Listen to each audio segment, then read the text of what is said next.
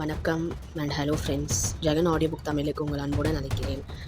Mostly நம்மளோட சேனலில் வந்து த்ரில்லர் அண்ட் க்ரைம் சேர்ந்த மாதிரி தான் போட்டிருக்கோம். ஸோ இந்த வாட்டி வந்துட்டு ஹாரர் அண்ட் க்ரைம் சேர்ந்த மாதிரி போட்டிருக்கோம். ஸோ எப்படி இருக்குன்னு கேட்டுட்டு சொல்லுங்கள். அதே மாதிரி ஒரே வீடியோவாக எடுத்து போட்டிருக்கோம். எப்போவுமே வீடியோ தனித்தனியாக போடுவோம். ஏன்னா 6 hours 8 hours மேலே போகிறதுனால நம்மளால் ஒரே வீடியோவில் போட முடியல. அதனால தான் தனித்தனியாக பிரித்து போட வேண்டியதாக இருக்குது. இது வந்து ரொம்ப சின்ன கதை தான், 1 மணி நேரம் கதை தான். ஸோ எப்படி இருக்குன்னு கேட்டுட்டு நீங்கள் சொல்லுங்கள். பிடிச்சிருந்துச்சுன்னா லைக், ஷேர் அண்ட் சப்ஸ்கிரைப் பண்ணுங்கள். கதை பேர் அடுத்த கட்டம். என்ன முனி ஆச்சு? ஐயா, செத்து போயிட்டா.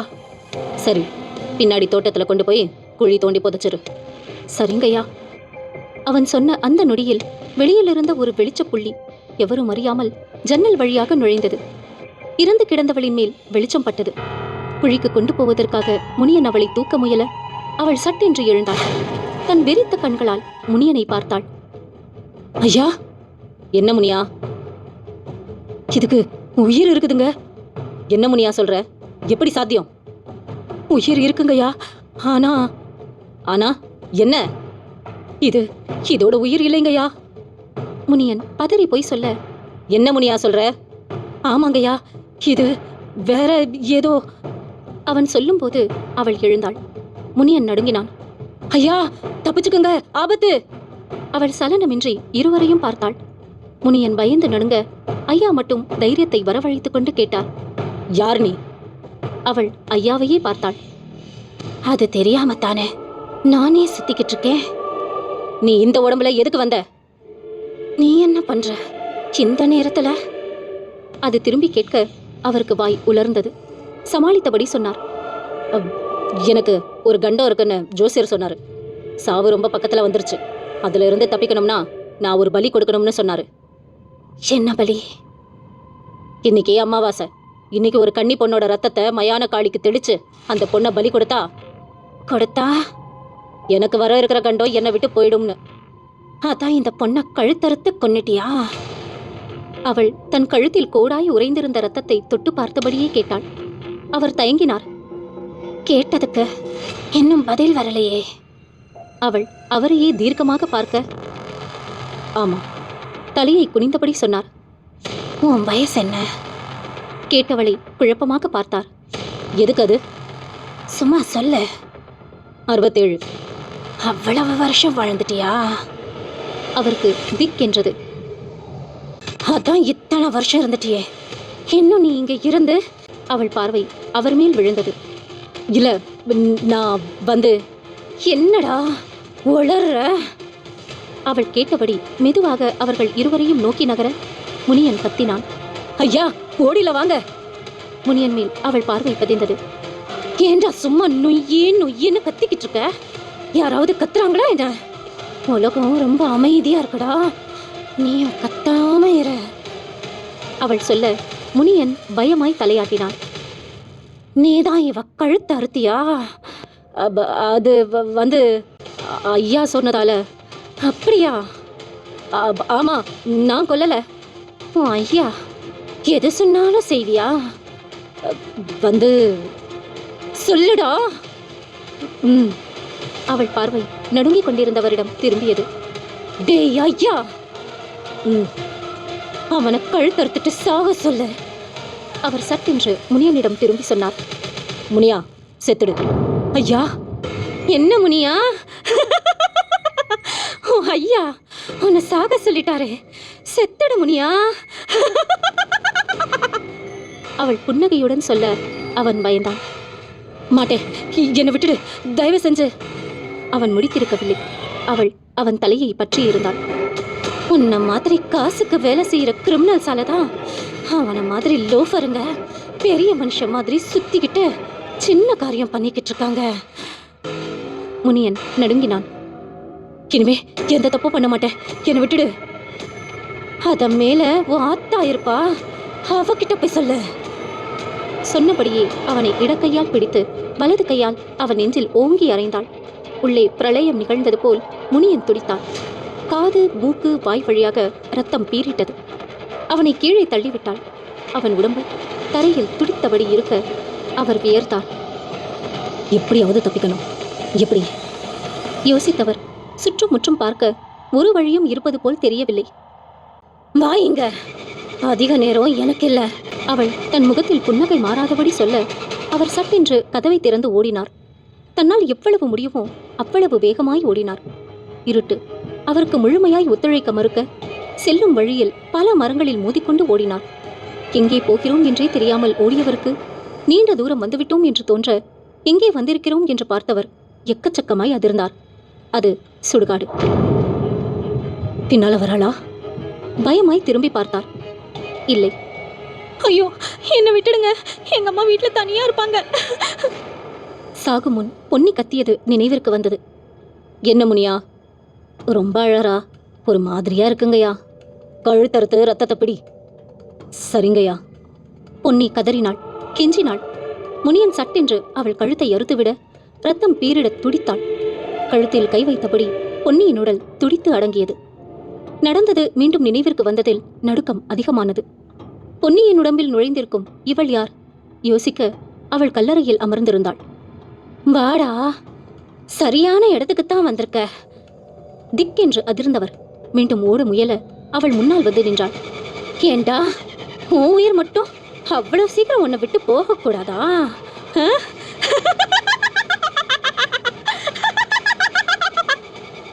புன்னகையுடன் கேட்டவள் அவரின் கால்களை பற்றி தலைகீழாக தூக்கினாள்.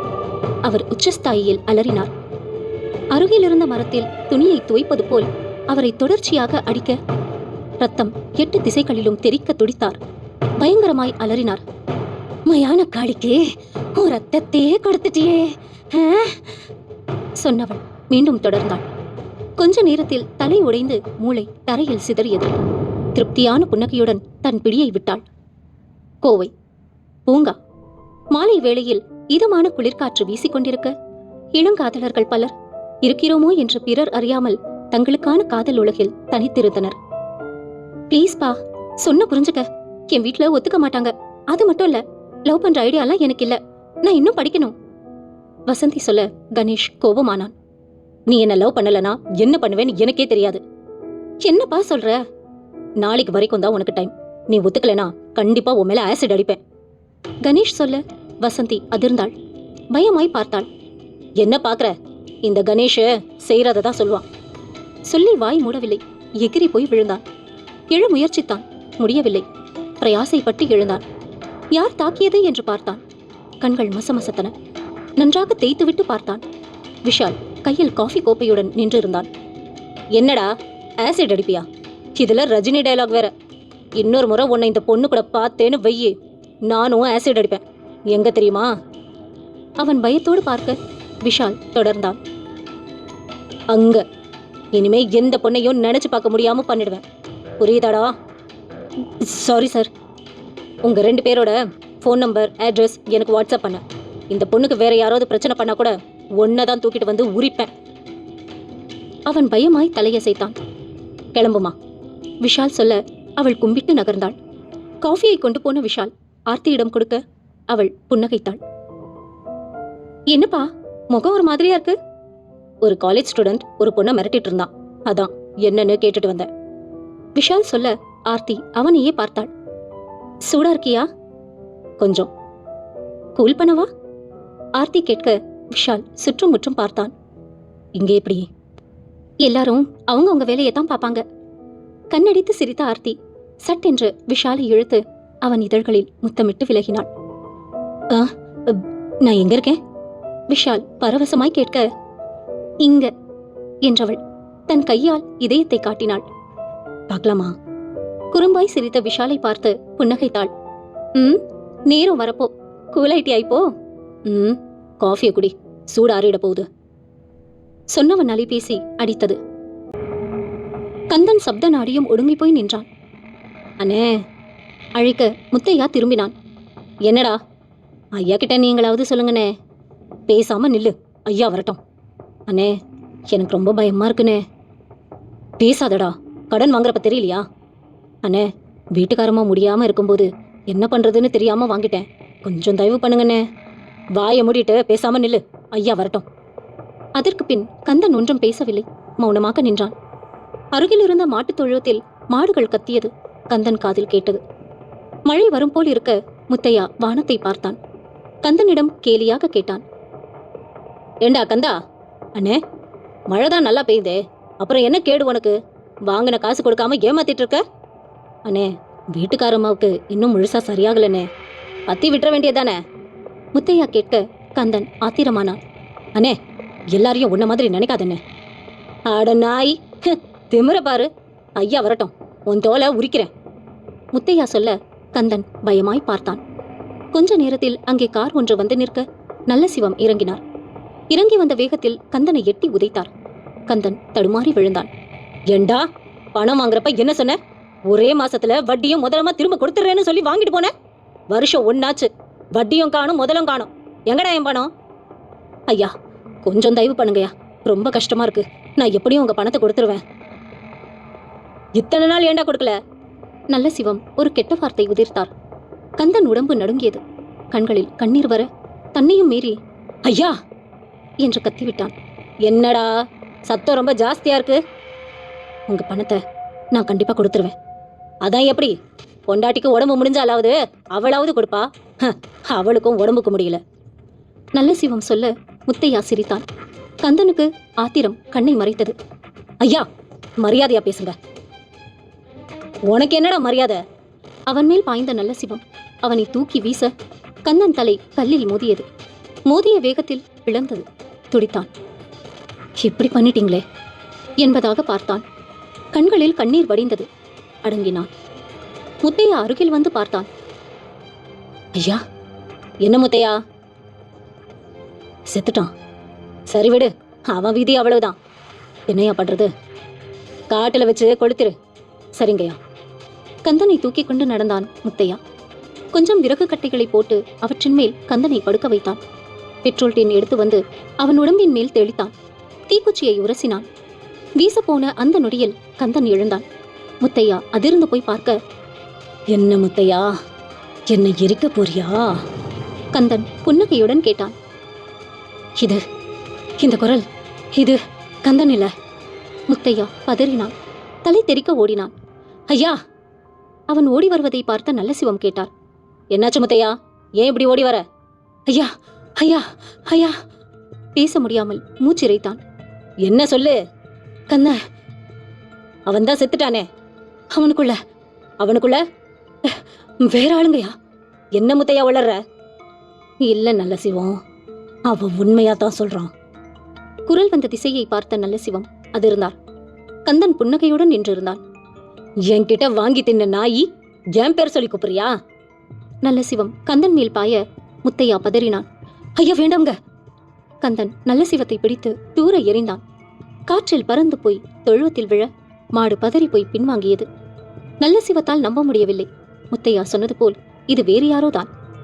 அவசரப்பட்டுட்டேன். எழுந்து ஓட முயன்றார். முடியவில்லை. ஏண்டா தொல்ல சிவம், எவனாவது ஒருத்தன் தேவைக்கு கடன் வாங்கினா அதுல மனுஷத்தன்மையோட நடக்க மாட்டியா? அவன் பொண்டாட்டி நல்லா இருந்தா சம்பாதிச்சு கொடுப்பான்னு சொல்ற. உன்னோட சம்பாத்தியம் எல்லாம் எப்படி அப்படித்தான் வந்துச்சா? கந்தன் கேட்க நல்ல சிவம் ஆத்திரமானார். வருதுல்ல, கோவம் வருதுல்ல, அப்ப அவனுக்கு மட்டும் கோவம் வரக்கூடாதா? நல்ல சிவம் மௌனமாய் பார்க்க, பதில் சொல்லுடா நொல்ல சிவம். பேசியபடியே கந்தன் எட்டி உதைக்க நல்ல சிவத்திற்கு வலியில் உயிர் போனது. முத்தையா எங்கடா போன? கந்தன் அழைக்க முத்தையா நடுங்கியபடி முன்னால் வந்தான். இங்கே இருக்க. நீ ஒன்னு பண்ணணுமே.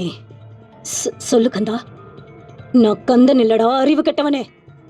சொல்லு, என்ன பண்ணணும்? விறகு கட்ட அடுக்கி வச்சிருக்கல, இந்த நொல்ல சிவத்தை தூக்கிக்கிட்டு போய் அப்படியே கொளுத்து. இவன் எரிஞ்சிட்டு இங்கேயும் அங்கேயும் ஓடணும், புரியுதா? கந்தன் சொல்ல முத்தையா உறைந்தான். நான் எப்படி ஐயாவை கொளுத்த?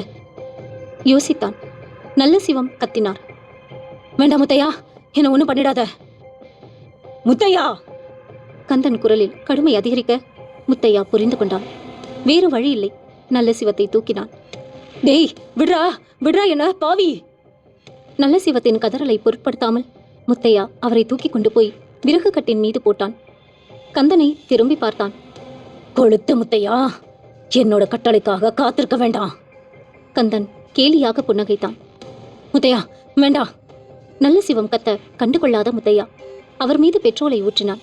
தீக்குச்சியை உரசி வீச தீ குப் என்று பற்றி கொண்டது. நல்ல சிவத்தின் உடம்பு எரிய ஆரம்பிக்க அவர் துடித்தபடி அங்கேயும் இங்கேயும் ஓடினார். கந்தன் ரசித்து பார்த்தான். கொஞ்ச நேரத்தில் ஓடிய நல்ல சிவம் கீழே விழுந்துவிட கந்தனின் பார்வை முத்தையா மீது திரும்பியது. என்ன முத்தையா இப்படி பண்ணிட்ட? நான் என்ன பண்ண? நீ சொன்னது தானே நான் பண்ண. நான் என்ன சொன்னாலும் பண்ணுவியா முத்தையா? கந்தனின் கண்களில் வெளிப்பட்ட குரூரத்தை பார்த்த முத்தையா பயந்தான். இல்ல மாட்டேன். என்ன முத்தையா இப்படி பயப்படுற? தோலை உரிப்பேன்னு சொன்ன வீரமான முத்தையா எங்க? நான் தெரியாம சொல்லிட்டேன், என்ன மன்னிச்சிரு. முத்தையா உனக்கு ஒண்ணு தெரியுமா? என்னது? நான் விஜயகாந்த் ரசிக, யாரையும் மன்னிக்க மாட்டேன். முத்தையா அங்கிருந்து ஓட முயல கந்தன் ஒரே எட்டில் அவனை பாய்ந்து பிடித்தான். ராஜாராம் மோகன் ராய் தெரியுமா? கந்தன் கேட்க முத்தையா திகைப்பாய் பார்த்தான். தெரியாது. அந்த காலத்துல சின்ன பிள்ளைங்களை வயசான கிழடுங்களுக்கு கல்யாணம் பண்ணி கொடுப்பாங்க. அந்த கிழடுங்க மண்டைய போட்டா அவங்களுக்கு கல்யாணம் பண்ணி கொடுத்த சின்ன பிள்ளைங்களையும் தீயில போட்டு எரிச்சு கொன்றிருக்காங்க. கேட்டா உடன்கட்டை ஏறுதல்னு சொல்லியிருக்காங்க. இது தப்புன்னு தடை போட்ட பெரிய மனுஷன் ராஜாராம் மோகன் ராய். வரலாறு புத்தகத்துல படிச்சிருக்கேன். சொன்ன கந்தனை திகைப்பாய் பார்த்த முத்தையா, இது எதுக்கு இப்போ? எதுக்கு சொல்றேன்னு கேக்குறியா? ஐயா வெந்துட்டாரு பாவம், நீ வேகாம இருக்க. கந்தன் சிரித்தபடி கேட்க முத்தையா நடுங்கினான். இல்ல விட்டுடு, என்ன நேரம் போய்கிட்டே இருக்கு. எனக்கு உன்னை ரொம்ப பிடிச்சிருக்கு. இந்த உலகம் நல்லா இருக்கு முத்தையா, வந்துடு. இல்ல மாட்டேன். கண்டு கொள்ளாத கந்தன் அவனை எரியும் சிதையில் தூக்கி போட முத்தையா எரிந்தபடி வெளியே வர முயற்சிக்க கந்தன் விடவில்லை. உள்ளே தள்ளிவிட்டான். இன்னும் கொஞ்சம் பெட்ரோல் சிதையில் ஊற்ற தீ திகிதிகுவென்று எரிந்தது. டிஎஸ்பி துரைராஜ் தன் முன் அமர்ந்திருந்த விஷாலிடம் ஃபைலை நீட்டினார். விஷால் சார், நான் சொன்ன விவரங்கள் எல்லாமே இதில் இருக்கு. Yes sir. அந்த கிராமத்தில் சமீபத்தில் நடந்த மரணங்கள் சந்தேகத்திற்கிடமா இருக்கு. முதல் கேஸில் பொன்னின்னு ஒரு பொண்ணை கழுத்தறுத்து கொன்னிருக்காங்க. வரதராஜன்னு ஊரில் பெரியவர் சுடுகாட்டில் கொடூரமாக செத்துருக்காரு. அவர்கிட்ட வேலை செஞ்ச முனியன் அவர் தோட்டத்தில் செத்து கிடந்திருக்கான். ரெண்டாவது கேஸில் கந்தன்னு ஒருத்தன் நல்ல சிவத்தோட மாட்டு தொழுவத்தில் செத்துருக்கான். நல்ல சிவமும் அவனோட ஆள் ஒருத்தனும் பாதி எரிஞ்ச நிலையில பிணமாக கிடச்சிருக்காங்க. மொத்தம் 6 பேர் செத்துருக்காங்க. ஊர் மக்கள் யாருக்கும் எதுவும் தெரியாது. இந்த கொலைகள் எப்படி நடந்ததுன்னு யாருக்கும் தெரியாது. இதை விசாரிச்சு உண்மையா அங்கே என்னதான் நடந்துச்சு, எதனால் இந்த கொலைகள்னு கண்டுபிடிக்கத்தான் உங்களை கூப்பிட்டேன். Yes sir. ஃபைலை படிச்சு பாருங்க. டவுட் இருந்தா கால் பண்ணுங்க. எப்போ அந்த கிராமத்துக்கு கிளம்ப போறீங்க? டிஎஸ்பி கேட்க விஷால் சொன்னான். இன்னைக்கு சாயங்காலம் சார். பேருந்து சீரான வேகத்தில் சென்று கொண்டிருந்தது. விஷால் ஜன்னல் வழியாக வெளியே பார்த்தான். மழை மேகங்கள் திரண்டிருந்தன. விஷால் யூனிஃபார்மை தவிர்த்திருந்தான். அங்க போலீஸ் காட்டிக்கிட்டா யாருமே எந்த பதிலும் சொல்ல மாட்டாங்க. டிஎஸ்பி சொன்னது நினைவிற்கு வந்தது. பேருந்து ஒரு குலுக்களுடன் நின்றது. கிடாரிப்பட்டி கேட்டதெல்லாம் இறங்கு. கண்டக்டர் குரல் கொடுக்க விஷால் இறங்கினான். இதுதான் அந்த ஊரா? விஷால் யோசிக்கும்போது வணக்கம் சார் என்ற குரல் கேட்டு நிமிர்ந்தான். சற்று வயதான ஒருவர் நின்றிருந்தார். கான்ஸ்டபிள் பரமசிவம்.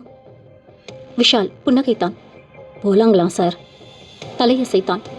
சற்று தூரம் ஒற்றையடி பாதையில் இருவரும் நடந்தனர். ஒரு பெரிய காம்பவுண்டில் ஒரு ஓட்டு வீடு இருந்தது. நுழைந்தனர். சார் சொல்லுங்க, கேஸ் முடிகிற வரைக்கும் நீங்க இங்கே தான் தங்க போறீங்க. இது யார் வீடு? என் அண்ணனோட வீடு தான் சார். ஆனால் இப்போ யாரும் இதை பயன்படுத்துறதில்ல. ஏன்? என் அண்ணன் இறந்துட்டார் சார். உங்களுக்கு சமைக்கிறதுக்கு கண்ணம்மான்னு ஒரு பொண்ணு வந்து சமைச்சு கொடுத்துட்டு போகும். அது யாரு? கண்ணம்மா பெரிய பண்ணக்கிட்ட வேலை செய்யுது. நான் கிளம்பட்டுங்களா சார்? தலையசைத்த விஷால். நான் யாருன்னு யாருக்கும் தெரியாது தானே என்று கேட்டான். இல்லை சார். சரி, நீங்கள் போயிட்டு வாங்க, நான் பார்த்துக்கிறேன். பரமசிவம் கிளம்பி போய்விட்டார். விஷால் வீட்டை நன்கு அலசினான். வெளியே வந்தான். 2 தென்னை மரங்கள் வாசலில் வளைவாய் அமைந்திருந்தன. வீட்டிற்கு பின்னால் கொஞ்சம் பூச்செடிகள் இருக்க காற்றில் அவற்றின் மனம் விரவி இருந்தது. வீடு நல்லதா இருக்குது. ஆர்த்திய நானும் இங்கே தங்கிக்கலாம் போலையே விஷால் தனக்குள் புன்னகைத்தான். மணி பார்க்க 6:30. பொழுது மெல்ல இருட்டத் தொடங்கியது. இன்னைக்கு எதுவும் செய்ய வேண்டாம். ஃபைலை நல்லா படித்து பார்க்கணும். ஏதாவது க்ளூ கிடைக்குமான்னு பார்க்கணும். அதுக்கப்புறம் தான் என்ன செய்யணும்னு பிளான் பண்ணணும். தீர்மானித்த விஷால் சேரில் அமர்ந்தான். ஃபைலை எடுத்து டேபிள் முன் வைத்தான். அப்போது வாசலில் கேட்டு யாரோ திறக்கும் சத்தம் கேட்க விஷால் வெளியே பார்த்தான். அவள் நின்றிருந்தாள். விஷாலை நேர்பார்வை பார்த்தாள். கண்ணம்மா? விஷால் கேட்க தலையசைத்தாள். உள்ளே நுழைந்தவள் அடுக்கலைக்கு போய்விட விஷால் ஃபைலை ஓபன் செய்தான். போட்டோக்களை பார்த்தவன் அதிர்ந்து போனான். மிக கொடூரமான மரணங்கள். இப்படி கொலை செய்வதற்கு சாதாரண மனிதர்களால் முடியாது. யோசித்தவன் ஃபைலை புரட்டினான். வரதராஜன், வயது 67, மரத்தில் மொத்தப்பட்டு தலை சிதறி மரணம். முனியன், வயது 48, அடித்து கொலை. பொன்னி, வயது 22, கழுத்தறுத்து கொலை. நல்லசிவம், வயது 60, எரித்து கொலை. முத்தையா, வயது 50, எரித்து கொலை. கந்தன், வயது 38, பின்தலையில் அடிபட்டு மரணம். இறந்த 6 பேருக்கும் ஒருவருக்கு எந்த தொடர்பும் இல்லை. விஷால் ரிப்போர்ட்டை படித்து முடித்தான். இதை வைத்துக்கொண்டு ஒன்றும் செய்ய முடியாது. அவனுக்கு புரிந்தது. விடியட்டும். எல்லார்கிட்டையும் மெதுவாக விசாரணையை ஆரம்பிக்கணும். விசாரணை வெகு இயல்பாக நடக்கிற மாதிரி காட்டிக்கணும். இல்லைனா ஒன்றும் தெரியாது. யோசித்தவன் யதார்த்தமாக கேட்டை பார்க்க அந்த பெண் கேட்டில் வந்து நின்றாள். விஷால் திகைப்பாய் பார்க்க, சார் என்றாள். யாரு? நான் கண்ணம்மா சார். பரமசிவன் சார் அமிச்சாரு. விஷால் திடுக்கிட்டான். உள்ளே ஓடினான். யாரும் இல்லை. அடுக்கலையின் பின்கதவு திறந்திருக்க வெளியே சென்று பார்த்தான். எந்த சலனமும் இல்லை. யார் அவ? ச்சே, எப்படி ஏமாந்த? சார். கண்ணம்மாள் உள்ளே வந்து நின்றாள். நீ எங்க வேலை செய்யற? பெரிய பண்ண வீட்டில் சார். விஷாலுக்கு இவள்தான் கண்ணம்மா என்பது உறுதியானது. சரி, போய் வேலையை பாரு. மீண்டும் தன் டேபிளுக்கு சென்று அமர்ந்த விஷால் திடுக்கிட்டான். ஃபைலில் இருந்த அனைத்து பேப்பர்களும் தரையில் கிடந்தன. எல்லாவற்றையும் அடுக்கினான். எல்லாம் சரியாக இருக்கிறதா என்று பார்த்தான். ஒரு பேப்பர் குறைந்தது போல் இருக்க மீண்டும் எல்லாவற்றையும் எண்ணி பார்த்தான். நிச்சயமாக ஒரு பேப்பர் குறைந்திருக்கிறது. ஏற்கனவே எண்ணியிருந்தது நல்லதாக போய்விட்டது. ஆனால் எந்த பேப்பர் இல்லை? அதை எப்படி கண்டுபிடிப்பது? இருக்கும் எல்லா பேப்பர்களையும் மீண்டும் பார்த்தான். முக்கியமான எல்லா பேப்பர்களும் இருந்தன. இங்க நான் வரது யாருக்குமே தெரியாம ரகசியமா இருக்குதுன்னு தான் நான் நினைச்சிட்டு இருந்தேன். ஆனா நான் இங்க வரதை ஏற்கனவே யாரும் தெரிஞ்சு வச்சிருக்காங்க. அது மட்டும் இல்ல, எதுக்காக வந்திருக்கேன்றதையும் தெரிஞ்சு வச்சிருக்காங்க. அதனாலதான் அந்த ரிப்போர்ட்ல இருந்து ஒரு பக்கம் மட்டும் இல்லாம போயிருக்கு. அதுல என்ன இருந்திருக்கும்? விஷால் குழம்பினான். சார். கண்ணம்மாள் நின்றிருந்தாள். நைட்டுக்கு என்ன செஞ்சு வைக்க? எதுனாலும் ஓகே. எனக்கு சார் இப்படி சொல்றீங்க? ஏன்? எங்க பெரிய பண்ண உங்களை நல்லா கவனிக்கணும்னு சொன்னாரு. நீங்க ரொம்ப சாதாரணமா இருக்கீங்க. விஷால் மனதில் சந்தேகம் தலை தூக்கியது. யார் அந்த பெரிய பண்ண? என்ன எதுக்கு நல்லா கவனிக்கணும்னு சொல்லியிருக்கான்? உங்க பெரிய பண்ண பேர் என்ன? அவரை யாரும் பேரு சொல்லி கூப்பிட மாட்டாங்க சார். பெரிய பண்ண நாளைக்கு உங்களை பார்க்க வரேன்னு சொல்லியிருக்காரு சார். வரட்டும். விசாரணைய நாளையிலிருந்து ஆரம்பிக்கலான்னு பார்த்தா இன்னைக்கே ஆரம்பிக்கிற மாதிரி ஆயிடுச்சு. நடந்த அத்தனை கொலைகளுக்கும் இங்க வந்து அந்த பொண்ணு எடுத்துட்டு போன பேப்பருக்கும் நிச்சயம் ஏதோ தொடர்பு இருக்கணும். யோசித்த விஷாலின் அலைபேசி அடித்தது. எடுத்து பார்த்தான். ஆர்த்தி. விஷாலின் முகம் மலர்ந்தது. சொல்லு ஆர்த்தி. என்னப்பா, கிடாரிப்பட்டிக்கு போயிட்டியா? இங்கதான் இருக்கேன். என்ன குரல் சுரத்தி இல்லாம இருக்கு? ஒரு சின்ன பிரச்சனை. என்னப்பா? விஷால் நடந்ததை சொன்னான். இப்போ என்ன உன்னோட பிரச்சனை? அந்த ஒரு பக்கம் காணோம், அவ்வளவுதானே? என்னடி ரொம்ப சிம்பிளா சொல்ற? ஃபைல்ல இருந்து ஒருத்தி அந்த பக்கத்தை மட்டும் தூக்கிட்டு போறானா? அதுல ஏதோ முக்கியமா இருக்குன்னு தானே அர்த்தம்? ஆமா. அந்த பக்கம் இல்லையே, என்ன பண்றது? வாட்ஸ்அப் பார்ப்பா. ஆர்த்தி, என்ன சொல்ற? முக்கியமான ஃபைல்ஸ் எல்லாமே சாஃப்ட் காப்பி போட்டு வைக்கணும்பா. உன் ஃபைல்ல நேத்தே காப்பி பண்ணிட்டேன், வாட்ஸ்அப்ல அனுப்புறேன். ஆர்த்தி சொல்ல விஷால் மகிழ்ந்தான். நிஜமாவே நீ சூப்பர்டி. போலீஸ்காரன் பொண்டாட்டிப்பா. ஆர்த்தி சிரிக்க விஷால் புன்னகையுடன் கேட்டான். கல்யாணத்துக்கு முன்னாடியே பொண்டாட்டின்னு சொல்ல ஆரம்பிச்சிட்டியா? எப்போ உன்னை பார்த்தேனோ அப்பவே என்னோட மனசு சொல்லிடுச்சு. சிரித்தபடி அழைப்பை துண்டித்த விஷால் வாட்ஸ்அப்பில் ஆர்த்தி அனுப்பிய ஃபைலை பார்த்தான். அவன் நினைத்தது சரி. ஒரே ஒரு பக்கம் மட்டும் அதில் இல்லை. அது என்னவென்று பார்த்தான். அந்த பக்கத்தில் இருந்த ஒரு வார்த்தை அவன் கவனத்தை கவர்ந்தது. அது சிர்பரா ஓஜோலாம், தமிழில் காட்டலரி. பொழுது விடியும் முன்பே விஷால் எழுந்து கொண்டான். முன்தினம் ஒரு பெண் சர்வ சாதாரணமாக அவன் ஃபைலிலிருந்து ஒரு பேப்பரை தூக்கிச் சென்றதை இன்னும் அவனால் ஜீரணிக்க முடியவில்லை. எழுந்து வெளியே வந்தான். குளிர்காற்று வீசியது. கொஞ்சம் நேரம் வெளியில் நின்றபடியே யோசித்தான். விசாரணைய எங்க இருந்து ஆரம்பிக்கிறது? இறந்து போனவங்களோட வீடுங்களுக்கு போய் விசாரிப்போம். தனக்குள் எண்ணி அவன் கவனத்தை கவர்ந்தது அந்த சத்தம் வருகிறது. சுவரை பார்த்தான். உயரமான ஒரு ஆள் எளிதில் தாண்டி குதிப்பது போல்தான் சுவர் இருக்கிறது. சுவரின் மறுபுறம் பார்த்த விஷால் திகைத்தான். கண்கள் பளபளத்தபடி நாய் ஒன்று மூச்சு வாங்க அவனையே பார்த்தது. வழக்கமாக நாயின் கண்களில் ஒன்று வெறி இருக்கும் அல்லது அன்பிருக்கும். இந்த நாய் கண்களில் கண்ணீர் வழிய நின்று கொண்டிருக்கிறது. விஷால் சுவரை தாண்டி குதித்தான். நாய் பயந்து ஓடவில்லை. அவனை நோக்கி வர விஷால் உஷாரானான். ஆனால் அவன் எதிர்பார்த்தபடி அவன் மீது பாயவில்லை. அவன் அருகில் வந்து தலையை அசைத்தது. அதன் அசைவு அவனை எங்கோ அழைப்பது போல் இருக்க விஷால் ஒரு நிமிடம் குழம்பினான். நாயை பத்தி என்ன தெரியும் அவனுக்கு? அது வைக்கிற பாசம் மாதிரி மனுஷனால கூட முடியாது. ஆர்த்தி சொன்னது நினைவிற்கு வர நாய் தன்னை எங்கோ அழிக்கிறது என்பதை மட்டும் புரிந்து கொண்ட விஷால் அதன் தலையை நீவி கொடுக்க கண் மூடி நின்றது. பின் திரும்பி நடக்க ஆரம்பித்தது. விஷால் தொடர்ந்தான்.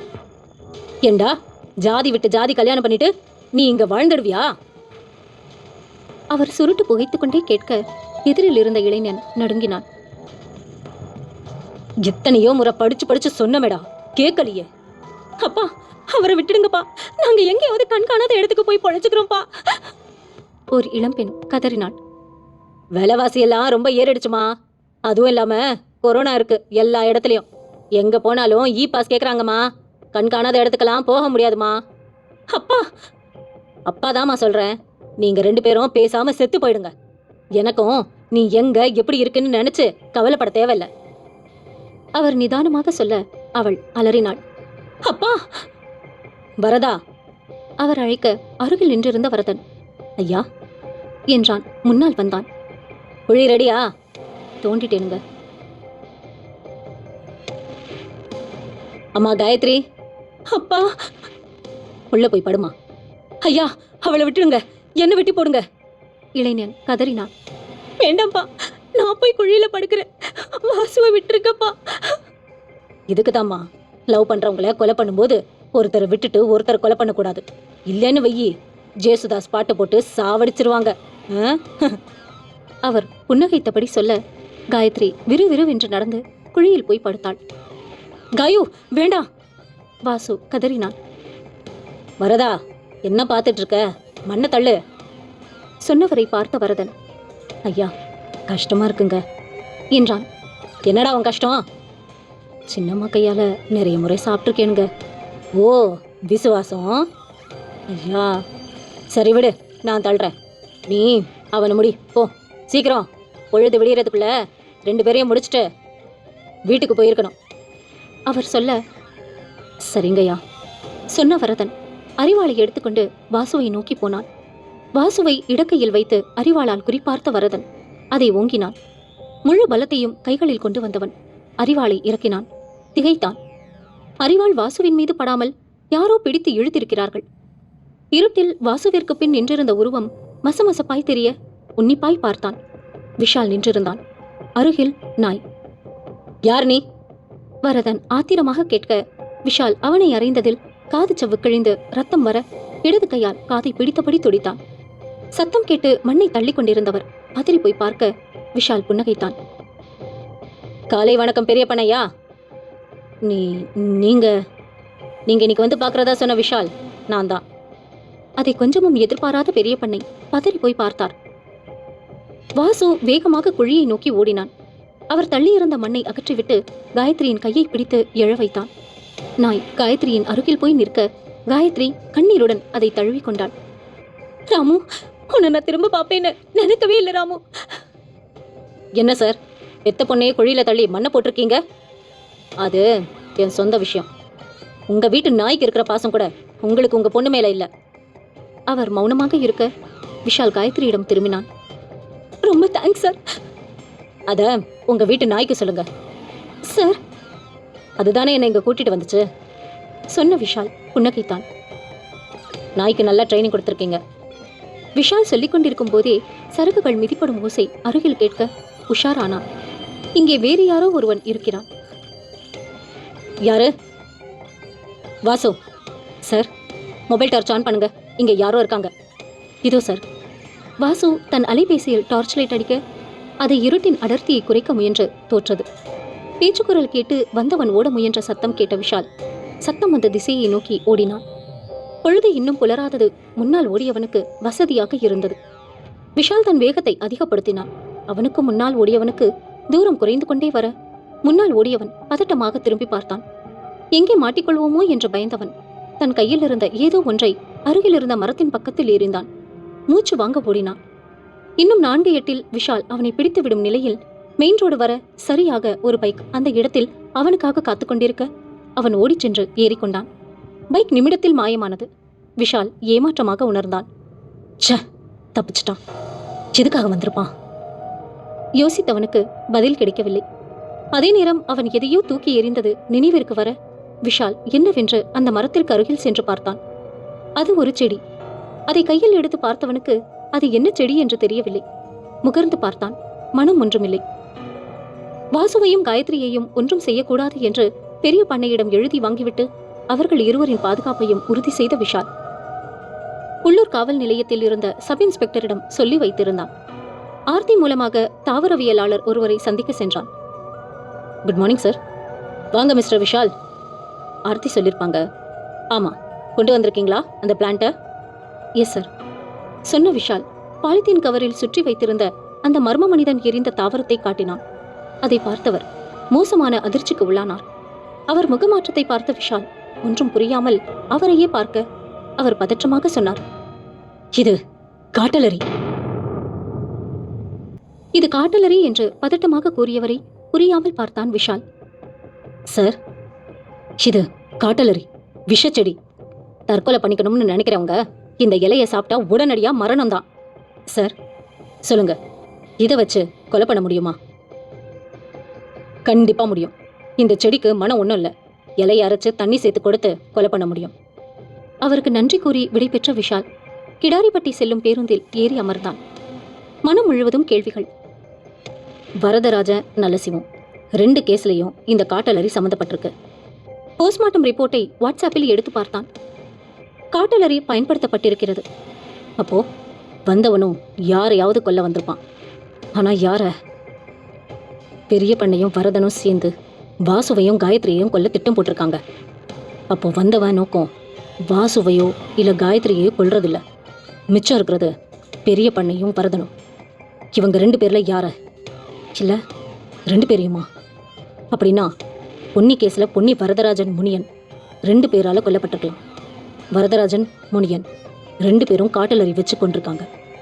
இல்லையே, 2 பேரோட மரணம் கொடூரமாக அடிச்சு கொண்டிருக்காங்கன்னு தான் ரிப்போர்ட்டில் சொல்லுது. இதே மாதிரி தான் கந்தன் விஷயமும். ஒரு வாதத்துக்கு வரதராஜன், நல்லசிவம் 2 பேரையும் கொண்டு வந்தான், பெரிய பண்ணையையும் கொல்ல வந்திருக்கான்னு எடுத்தாலும் எதுக்கு இந்த 3 பேருக்கும் என்ன சம்பந்தம்? பெரிய பண்ணையை விசாரிச்சா ஏதாவது தகவல் கிடைக்கும். யோசனையில் கிடாரிப்பட்டி வந்திருக்க விஷால் இறங்கினான். ஆங்காங்கே சைட்டுகள் விற்பனைக்கு என்ற போர்டை பார்த்தான். கிராமத்திலேயும் ஆரம்பிச்சிட்டாங்களா என்று யோசித்தபடி வீட்டை அடைந்தான். உஷாரானான். புதிதாய் காலடி தடங்கள் நிறைய இருக்க வெளியே இருந்து வீட்டை பார்த்தான். வீட்டில் யாரும் இல்லை. கதவை திறந்து உள்ளே நுழைந்தான். வீடு கலைந்திருந்தது. யாரோ வந்திருக்கிறார்கள். பின்வாசல் திறந்திருக்க விஷால் பின்வாசல் வழியே வெளியே வந்து தோட்டத்திற்கு சென்று பார்த்தான். யாரும் இல்லை. கேட் திறக்கும் ஓசை கேட்க நிமிர்ந்து பார்த்தான். கண்ணம்மா வந்து கொண்டிருந்தாள். சார். என்ன சார், இன்னைக்கு முழுக்க நீங்க இங்க இல்லை? ஏன், உங்ககிட்ட சொல்லிட்டு தான் எங்கேயும் போகணுமா? அது இல்லை சார், சமைச்சதெல்லாம் அப்படியே இருந்துச்சு, அதான் கேட்டேன். சரி, போய் வேலையை பாரு. உள்ளே போன கண்ணம்மாள் அலறினாள். சார்! விஷால் பயந்தான். என்னாச்சு? அங்க பாருங்க சார். கண்ணம்மாள் கை காட்ட அடுக்கலைக்கு கீழே ஒரு பாலித்தீன் கவரில் ஏதோ ஒன்று ரத்தமாய் இருக்க விஷால் அந்த கவரை வெளியில் எடுத்து பார்த்தான். உள்ளே ஒரு ஆட்டின் தலை ரத்தமாய் இருக்க ஒரு பேப்பரும் இருந்தது. அதை விரித்து பார்த்தான். ஒழுங்கா ஓடிரு, இல்லைனா உனக்கும் இந்த நிலை தான். டைப் செய்யப்பட்ட வரிகள். அடித்த விஷால் சிரித்தான். என்ன சார் ஆச்சு? எவனோ இங்கே வந்துட்டு போயிருக்கான் சார். நீ ஒன்றும் பயப்படாத சொன்னவன் கான்ஸ்டபிள் பரமசிவத்தை அழைத்தான். சார். விஷால். சொல்லுங்க சார். வீட்டுக்கு ஆட்டுத்தலை அனுப்பியிருக்காங்க சார். என்ன சொல்றீங்க? அவங்க பயந்துட்டாங்க சார். நீங்க இமிடியேட்டா வந்து இந்த ஆட்டுத்தலையை நம்ம ஃபாரன்சிக் டீம்ல கொடுங்க. ஏதாச்சும் தெரியுதான்னு பார்ப்போம். சரிங்க சார். அடுத்த 1/4 மணி நேரத்தில் பரமசிவம் அங்கே வந்திருந்தார். ஆட்டுத்தலையை கவனமாக வாங்கிக் கொண்டார். சார். சொல்லுங்க பரமசிவம். எதுக்கும் 2 கான்ஸ்டபிள்ஸை உங்கள் செக்யூரிட்டிக்கு. நோனோ, அவங்க எவ்வளோ சீக்கிரம் என்கிட்ட வராங்களோ அவ்வளோ சீக்கிரம் இந்த கேஸ் முடிஞ்சிடும். விஷால் புன்னகைக்க பரமசிவம் விடைபெற்று சென்றார். விஷாலின் அலைபேசி அடித்தது. ஹலோ, நான் பாட்னிஸ்ட் முரளி. காலையில் பார்த்தோமே. Yes sir. சொல்லுங்கள் சார். அந்த காட்டலரி பற்றி இன்னும் கொஞ்சம் விவரங்கள் இருக்குது. அதை நான் உங்ககிட்ட சொல்ல மறந்துட்டேன். Yes sir. அது எனர்ஜி லெவல் அடிக்கடி மாற்றிக்கிற பிளான்ட். புரியல சார். உங்களுக்கு புரிகிற மாதிரி சொல்கிறேன். இப்போ எந்த மரத்துக்கு கீழே இருந்தாலும் நல்லது தானே? ஆமாம் சார். ஆனால் நைட்டு அதை பண்ண முடியுமா? முடியாது சார். ஏன்? நைட்டு மரங்கள் கார்பன் டை ஆக்சைடு வெளியே விடுது. குட். இது நமக்கு தெரிஞ்சது. நமக்கு தெரியாதது இன்னும் நிறைய இருக்குது சார். அதை நாங்கள் சிம்பிளாக எனர்ஜி லெவல் மாறுதல்னு சொல்லிடுவோம். புரியுது சார். காட்டலரி அடிக்கடி எனர்ஜி லெவல் மாற்றிக்கிற ஒரு பிளான்ட். குறிப்பாக சொல்லணும்னா பௌர்ணமி அன்னைக்கு அதோட விஷத்தன்மை வேறு லெவலில் இருக்கும். அதை எரிக்கிற புகையை சுவாசிக்கிறவங்களோட நரம்பு மண்டலம், மூளை கடுமையாக பாதிக்கப்படும். முரளி சொல்ல விஷால் அதிர்ந்தான். விஷால். சொல்லுங்கள் சார். ரொம்ப கவனமாக இருங்க. Yes sir. அவர் வைத்து விட விஷாலை பரபரப்பு தொற்றிக் கொண்டது. கேலண்டரில் அன்று எந்த நாள் என்று பார்த்தான். பௌர்ணமி. ஃபைலை எடுத்து பார்த்தான். பொன்னி, வரதராஜன், முனியன் மூவரும் இறந்த தேதியை பார்த்தான். கேலண்டரில் பார்த்தான். பௌர்ணமி. கந்தன், நல்லசிவம், முத்தையா இறந்தது எப்போது என்று பார்த்தான். பௌர்ணமி. விஷாலுக்கு புரிந்தது. இன்று அதிகாலை வந்தவனின் நோக்கம் காட்டலரியை எரித்து பெரிய பண்ணையை கொல்வது. நாங்க இருந்ததால அது நடக்காம போயிடுச்சு. அவன்தான் வரதராஜனையும் நல்லசிவத்தையும் கொண்டு இருக்கணும். இப்போ கண்டுபிடிக்க வேண்டியது யார் அவன்? தனியாளா இல்லை ஒரு பெரிய குரூப்பா? எதுக்காக? இங்கே வந்து ஃபைலில் ஒரு பேப்பரை தூக்கிட்டு போன பொண்ணு கூட அந்த கூட்டத்தில் ஒரு ஆளாக இருக்கணும். சார். கண்ணம்மாள் அழைத்தாள். இன்னும் நடுக்கம் அவளிடம் மிச்சம் இருந்தது. உப்புமா தான் சார் பண்ணியிருக்கேன். பரவாயில்ல சொன்னவன் அவள் கண்களை பார்த்து கேட்டான். என்ன கண்ணம்மா, பயமா இருக்கா? ஆமாம் சார். பயப்படாத. உங்களுக்கு பயமா இல்லையா சார்? கண்ணம்மாள் கேட்க விஷால் சிரித்தான். இருக்கும். ஆனால் பயத்தை கண்டுக்க மாட்டோம். ஏன் சார்? எங்கள் வேலையை எங்கள் பயம் பாதிக்கக்கூடாது சொன்ன விஷாலை பெருமையாக பார்த்தாள் கண்ணம்மாள். அப்போ நான் போயிட்டு வரேன் சார். வரதா. பழக்க தோஷத்தில் அழைத்த பெரிய பண்ணைக்கு வரதன் ஊருக்கு போயிருப்பது நினைவிற்கு வர மாடியிலிருந்து இறங்கி வந்தார். சமையல் அறைக்கு சென்றவர் தண்ணீர் எடுத்து குடித்தார். இவ்வளவு பெரிய பங்களாவில் தனியாக இருப்பது அவருக்கு போர் அடித்தது. வரதன் இருந்தால் அது தெரியாது. எப்பொழுதும் எதையாவது பேசிக் கொண்டிருப்பான். தண்ணீர் குடித்தவர் மாடி ஏறினார். விளக்கை அணைத்துவிட்டு தன் படுக்கையில் படுத்துக்கொண்ட அந்த வேளையில் காம்பவுண்ட் சுவரை தாண்டி குதித்தது ஓர் உருவம். பெரிய பண்ணையின் காம்பவுண்டிற்குள் எகிரி குதித்த உருவம் சுற்றும் முற்றும் பார்த்தது. யாராவது இருக்கிறார்களா என்று உன்னிப்பாய் கவனித்து யாரும் இல்லை என்பதை உறுதி செய்து பைப் வழியாக மேலே ஏறியது. பால்கனிக்குள் குதித்த உருவம் தன் பேண்ட் பாக்கெட்டில் இருந்து அதை எடுத்தது. அது கூர்மையான கத்தி. கத்தி இருட்டில் பளபளவென்று மின்ன அது மெல்ல பூனை போல் சத்தமில்லாமல் உள்ளே சென்றது. பெரிய பண்ணை நன்றாக போர்த்தி கொண்டு தூங்க உருவம் மெல்ல அவர் அருகில் சென்றது. கத்தியால் பலங்கொண்ட மட்டும் பெரிய பண்ணையை குத்த உள்ளே இருந்த பஞ்சு வெளியில் பறந்தது. உருவம் திகைத்து போய் பார்க்க தலையணைகள் வரிசையாக அடுக்கப்பட்டிருந்தன. பெரிய பண்ணை அங்கில்லை. இதை சற்றும் எதிர்பாராத உருவம். பதறி போய் வெளியில் வர பார்க்க அறையின் சுவிட்ச் போடப்பட்டது. விஷால் புன்னகைத்தபடி நின்றான். அருகில் கான்ஸ்டபிள் பரமசிவமும் பெரிய பண்ணையும் நின்றனர். உருவம் திகைத்து போய் பார்க்க, நீதான செடியை தூக்கி போட்டுட்டு போன கேட்ட விஷால் தொடர்ந்தான். நீ வருவேன்னு எதிர்பார்த்தேன். அதான் பெரிய பண்ணையை கைது பண்ணாம விட்டு வச்சிருந்தேன். இல்லைனா பொண்ணை கொலை பண்ண முயற்சி பண்ணார்னு உள்ள தூக்கி போட்டிருப்பேன். எதிரில் இருந்தவன் விஷால் பேசுவதை பார்த்தபடி எப்படி தப்பிப்பது என்று சுற்றுமுற்றும் பார்த்தான். சட்டென்று வெளியில் ஓட முயன்றவன் மீது பாய்ந்த விஷால் அதே வேகத்தில் அவனை எட்டி உதைக்க அவன் தாறுமாறாக விழுந்தான். என்கிட்ட மாட்டினதுக்கப்புறம் உயிரோடு இருக்கணும்னா உனக்கு ஒரே ஒரு ஆப்ஷன் தான் இருக்கு. அது உண்மையை சொல்லிட்டு ஜெயிலில் இருக்கணும். புரியுதா? விஷால் கேட்க அவன் விஷாலை பயமாய் பார்த்தான். பரமசிவம் சார், இவனை ஸ்டேஷனுக்கு கொண்டு போயிடுங்க. இன்னைக்கு நைட்டுக்குள்ள இவன் கிட்ட இருந்து உண்மையை வாங்கிடலாம். நடந்த எதையும் இன்னும் நம்ப முடியாமல் நின்று கொண்டிருந்த பெரிய பண்ணை விஷாலை நன்றியுடன் பார்க்க விஷால் அவரிடம் திரும்பி சொன்னான். நீங்க போலீஸ்ல சரண்டர் ஆயிடுங்க. தம்பி, சார்னு கூப்பிடுங்க. உங்களை மாதிரி அண்ணன் எனக்கு வேண்டாம். சார், என்ன சொல்லுங்க. என்னை மன்னிச்சிருங்க. உங்களை மன்னிக்க வேண்டியது நான் இல்லை, உங்க பொண்ணு. உங்களை சட்டத்துக்கு முன்னாடி நிறுத்துறது என்னோட கடமை. அதை நான் செய்யணும். பரமசிவம், இவங்க 2 பேரையும் கூட்டிட்டு போயிடுங்க. அப்பொழுது வெளியில் போலீஸ் ஜீப் வந்து நின்றது. பரமசிவம் இருவரையும் நெட்டி தள்ளினார். போய் ஜீப்ல இருங்க. இரவு கிடாரிப்பட்டி காவல் நிலையம். சப் இன்ஸ்பெக்டர் ராஜசேகர் சிகரெட்டை பற்ற வைத்தார். எதிரில் நின்றிருந்த விஷாலிடம் ஒன்றை நீட்ட, நோ தேங்க்ஸ் என்றான். சிகரெட் பிடிக்க மாட்டீங்களா? பழக்கம் இல்லை சார். நைஸ். அவன் ஏதாச்சும் சொன்னானா? வாயை திறக்க மாட்டேங்கிறான். அவன் பேசினாதான் இந்த கேஸில் ஒரு பிடி கிடைக்கும் சார். டோன்ட் வரி விஷால், அவனை பேச வச்சிடுறேன். சிகரெட் குடித்து முடித்தவர் மீண்டும் ஸ்டேஷனில் நுழைந்தார். உடன் விஷாலும் சென்றான். செல்வகுமார், லாக்கப்பை திறங்க. ராஜசேகர் சொல்ல ஒரு கான்ஸ்டபிள் லாக்அப் கதவை திறந்தார். உள்ளே அவன் இருவரையும் பார்த்து பயமாக எழுந்து நின்றான். உன் பேர் என்ன? விஷால் கேட்க மௌனமாக நின்றான். ரொம்ப நேரத்துக்கு எதுவும் பேசாம இப்படி நிற்க முடியாது. சீக்கிரமா பதில் சொன்னா உடம்பு புண்ணாகாம தடுத்துக்கலாம். என்ன சொல்ற? ராஜசேகர் தன் கையில் இருந்த லட்டியை அவன் முகத்தில் உருட்டியபடி கேட்க அப்பொழுதும் அவன் மௌனமாக இருக்க அவருக்கு ஆத்திரம் அதிகமானது. லட்டியால் அவன் முதுகில் விளாசினார். அவன் துடித்தான், கத்தினான். சார், சார், சார், வேண்டாம் சார். அப்ப சொல்லு, யார் நீ? பதில் சொல்லாமல் மௌனம் சாதித்தான். ராஜசேகர் அவனை மீண்டும் விளாசினார். சார், விடுங்க, கொஞ்ச நேரம் கழிச்சு விசாரிப்போம். விஷால் அவரை வெளியில் கூப்பிட்டு வந்தான். அவனுக்கு அடிபட்டா உரைக்குது, வலியை உணர்றான். இருந்தாலும் அந்த வலியையும் மீறி சொல்லாம இருக்கான்னா அதுக்கு ஒரு காரணம் தான் சார் இருக்க முடியும். விஷால் சொல்ல ராஜசேகர் புருவங்களை உயர்த்தி விஷாலை பார்த்தார். என்ன சொல்ல வரீங்க? யாரு செய்ய சொன்னாங்களோ அவன் மேல இவனுக்கு விசுவாசம் ஜாஸ்தி. அதான் நம்ம புரிஞ்சுக்க வேண்டியது. ஓ ஆமாம் சார், நாம் அவனை எவ்வளோ அடித்தாலும் சொல்ல மாட்டான். அப்போ அவன்கிட்ட இருந்து எப்படி உண்மையை வாங்குறது? அவனோட பிடிவாதத்தை நாம் தளர்த்தணும். அதை பண்ணிட்டோம்னா நம்ம கேட்குற எல்லா கேள்விக்கும் அவன் பதில் சொல்லிடுவான். புரியலையே. அவனுக்கு செடேட்டிவ் டேப்லெட் ஒரு டோஸ் கொடுத்து ஐஸ் வாட்டர் முகத்தில் தெளிச்சிட்டே இருந்தா உடம்பு தூங்க இயங்கும். மூளை தூங்க முடியாமல் பைத்தியம் பிடிக்கிற மாதிரி ஆயிடும். அப்போ அவன் அவனோட கட்டுப்பாட்டில் இருக்க மாட்டான். நாம் என்ன கேள்வி கேட்டாலும் பதில் சொல்வான். சொன்ன விஷாலை பார்த்த ராஜசேகர் அயர்ந்தார். எங்கேயா பிடிச்சிங்க இந்த டெக்னிக்கு? ராஜசேகர் கேட்க விஷால் புன்னகைத்தான். நான் கோஆபரேட்டிவ் கிரிமினல்ஸை எப்படி ஹேண்டில் பண்ணுறதுன்னு ஒரு புக் இருக்கு சார்.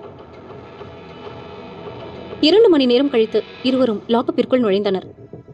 உள்ளே அவன் தூங்க முடியாமல் திணறிக் கொண்டிருக்க விஷால் கேட்டான். என்ன, தூங்கணுமா? ஆமாம் சார். தூங்கலாம் தூங்கலாம்.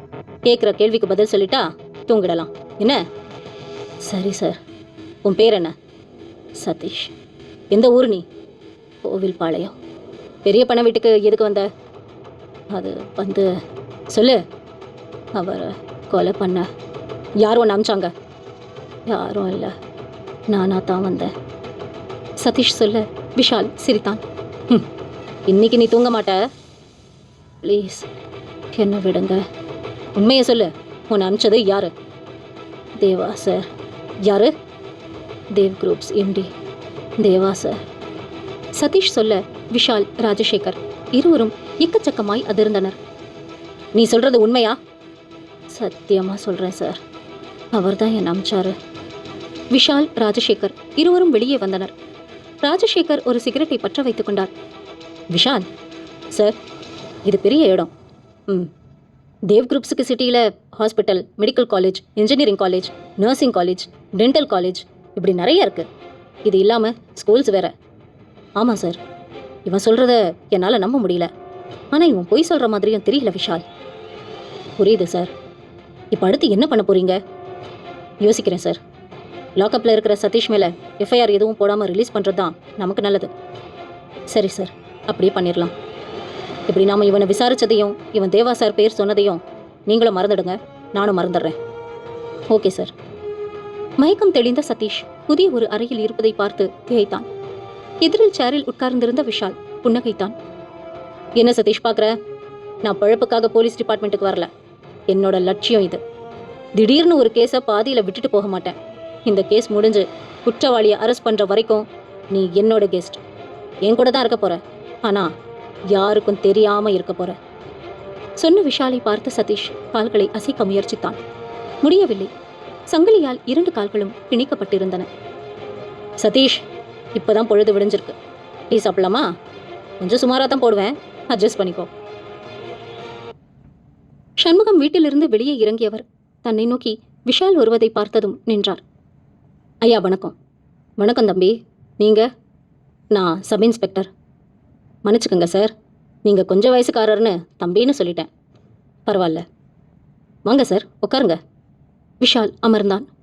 என்ன விஷயமா சார் வந்திருக்கீங்க? எனக்கு ஒரு தகவல் வேணும். சொல்லுங்கள் சார். நீங்கள் ஊராட்சி மன்ற தலைவர்னால உங்களுக்கு இங்கே இருக்கிற மக்கள் எல்லாரையும் தெரிஞ்சிருக்கோம். ஆமாம் சார். வரதராஜன், நல்லசிவம் 2 பேரையுமே தெரியுமா?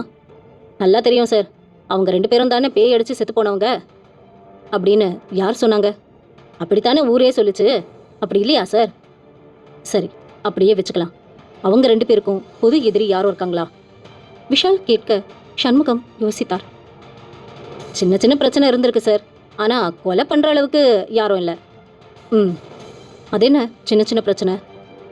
வரதராஜன், நல்லசிவம் 2 பேருமே ஒண்டி கட்டிங்க. வரதராஜன் அண்ணார் பையன் ஒருத்தன் தண்ணியை போட்டுட்டு அவர்கிட்ட அப்பப்போ செலவுக்கு காசு கேட்டு தகராறு பண்ணியிருக்கான். அவன் பேர் என்ன? இப்போ அவன் எங்கே இருக்கான்? ராஜாராமன். அவன் வரதராஜன் செத்ததுக்கு அப்புறம் இங்கே வரதில்லைங்க. அவர் நிலத்தை கூட வித்துட்டான். யாருக்குன்னு தெரியுமா? ஆனந்த் கன்ஸ்ட்ரக்ஷன்ஸ்க்கு. அது யாரோடது? அவினாசிக்காரர் ஆனந்த்னு பேரு. நல்ல சிவத்துக்கும் அப்படி எதுவும் பிரச்சனை இருந்ததா? விஷால் கேட்க சண்முகத்தின் முகம் மலர்ந்தது. சார், நீங்க கேட்கும்போது தான் எனக்கு ஞாபகத்துக்கு வருது. நல்ல சிவத்தோட நிலத்தையும் ஆனந்த் கன்ஸ்ட்ரக்ஷன் தான் வாங்கியிருக்கு. விஷாலுக்கு எங்கோ பொறி தட்டியது. தன் அலைபேசியை எடுத்தவன் கான்ஸ்டபிள் பரமசிவத்தை அழைத்தான். சார், நான் பரமசிவம். நீங்க உடனே ஒரு வேலை பண்ணணும். சொல்லுங்க சார். பெரிய பண்ணக்கிட்ட ஆனந்த் கன்ஸ்ட்ரக்ஷன்ஸ்ல இருந்து நிலம் வாங்குறது சம்பந்தமா யாராவது காண்டாக்ட் பண்ணாங்களான்னு கேளுங்க. கேட்டு உடனே எனக்கு சொல்லுங்க. சரிங்க சார். சண்முகத்திடம் நன்றி கூறி விடைபெற்று வெளியில் வந்தான். பேருந்து நிறுத்தத்தின் அருகில் இங்கே வீடுகள் விற்பனைக்கு என்ற போர்டு பார்த்ததை நினைவிற்கு கொண்டு வந்தவன் அங்கே விரைந்தான். அவன் நினைத்தது சரி. அது ஆனந்த் கன்ஸ்ட்ரக்ஷன்ஸ் தான். தொடர்பு எண் இருக்க அதை தான் அலைபேசியில் குறித்துக் கொண்டான். விஷாலின் அலைபேசி அடித்தது. பரமசிவம் லைனில் இருக்க எடுத்தான். சொல்லுங்க பரமசிவம். சார், நீங்க கேட்டது கரெக்ட். பெரிய பண்ணக்கிட்ட ஆனந்த் கன்ஸ்ட்ரக்ஷன்ஸ்ல இருந்து நிலம் வாங்குறது சம்பந்தமா 2 பேர் வந்து பேசியிருக்காங்க. தேங்க்ஸ் பரமசிவம். நீங்க இன்னொரு ஹெல்ப் பண்ணணும். சொல்லுங்க சார். ஆனந்த் கன்ஸ்ட்ரக்ஷன்ஸ் உரிமையாளர் ஆனந்த் யாரு, எங்கிருந்து வந்திருக்காருன்னு தெரியணும். விசாரிச்சுடுறேன் சார். பரமசிவம், இன்னொரு விஷயம். சொல்லுங்க சார். நீங்க விசாரிக்கிறது அந்த ஆனந்த் கன்ஸ்ட்ரக்ஷனுக்கும் தெரியக்கூடாது, சப் இன்ஸ்பெக்டர் ராஜசேகர் சாருக்கும் தெரியக்கூடாது. மறுமுனையில் பரமசிவம் புன்னகைத்தார். புரியுது சார், அப்படியே பண்ணிடுறேன். விஷால் மனதில் பலவித எண்ணங்கள் ஓடின. நடந்த கொலைகள்ல ஆனந்த் கன்ஸ்ட்ரக்ஷன்ஸ், ஆனந்த் சதீஷ், தேவ் குரூப்ஸ் தேவா 3 பேரும் சம்மந்தப்பட்டிருக்காங்க. ஆனா எப்படி? இதுல அந்த காட்டலரியோட பங்கு என்ன? எதுக்காக கொலைகள் பௌர்ணமி நாட்கள்ல மட்டும் நடத்தப்பட்டுச்சு? சதீஷை தவிர மற்ற 2 பேரையும் அவ்வளோ ஈஸியா நெருங்க முடியாது. ஆதாரம் இல்லாம பக்கத்துல போனா மான நஷ்ட வழக்கு போட்டு நம்மளை கூண்டுல ஏத்திடுவாங்க. இதுதான் நடந்ததுன்னு வரையறுக்கணும். அதுக்கான ஆதாரங்களை திரட்டணும். அதுக்கப்புறம் தான் அவங்க கிட்ட போய் பேசக்கூட முடியும். யோசனையில் ஆழ்ந்தவன் வீட்டை நோக்கி நடந்தான். கதவை திறந்து உள்ளே நுழைந்தான். சதீஷை அடைத்து வைத்திருந்த அறையின் கதவை திறந்தான். கொலை எப்படி நடந்துச்சுன்னு கண்டுபிடிச்சிட்டேன். விஷால் சொல்ல சதீஷ் கேலியாக புன்னகைத்தான். என்ன, என்னால கண்டுபிடிக்க முடியாதா என்ன? அது தேவா சாரோட மாஸ்டர் பிளான். அதை தெரிஞ்சுக்கிறதுக்கு யாராலையும் முடியாது. அந்த செடியை வச்சு என்ன பண்ணீங்க அதை சொல்லு. அன்னைக்கு அவ்வளவு தூரம் சித்திரவதை பண்ணி கேட்கும் போதே நான் சொல்லல, இப்போ சொல்லிடுவேனா என்ன? விஷாலுக்கு கோபம் தலைக்கேறியது. சிரமப்பட்டு அடக்கி கொண்டான். இவன் கிட்ட பேசி பிரயோஜனம் இல்லை. இவன் வேணும்னே என் கோவத்தை தூண்டுறான். எங்க நான் என் கட்டுப்பாட்டை இழந்து இவனை தாக்கிடணும்னு எதிர்பார்க்கிறான். அது நடக்கக்கூடாது. அந்த அறையை விட்டு வெளியே வந்த விஷால் தோட்டத்தை பார்த்து கொண்டு நின்றான். மறுநாள் காலையில் விஷாலின் அலைபேசி அடித்தது. சொல்லுங்க பரமசிவம். ஒரு முக்கியமான விஷயம் சார். சொல்லுங்க. நீங்க சொன்ன மாதிரி ஆனந்த் கன்ஸ்ட்ரக்ஷன்ஸ் இந்த கிராமத்துல எத்தனை பேர்கிட்ட நிலம் வாங்கியிருக்குன்னு விவரங்கள் கலெக்ட் பண்ணிட்டேன். சூப்பர். வரதராஜன் நல்ல சிவம் இல்லாம இன்னும் ஒருத்தர்கிட்டயும் நிலம் வாங்கியிருக்கு. அது யாருன்னு விவரம் இருக்கு.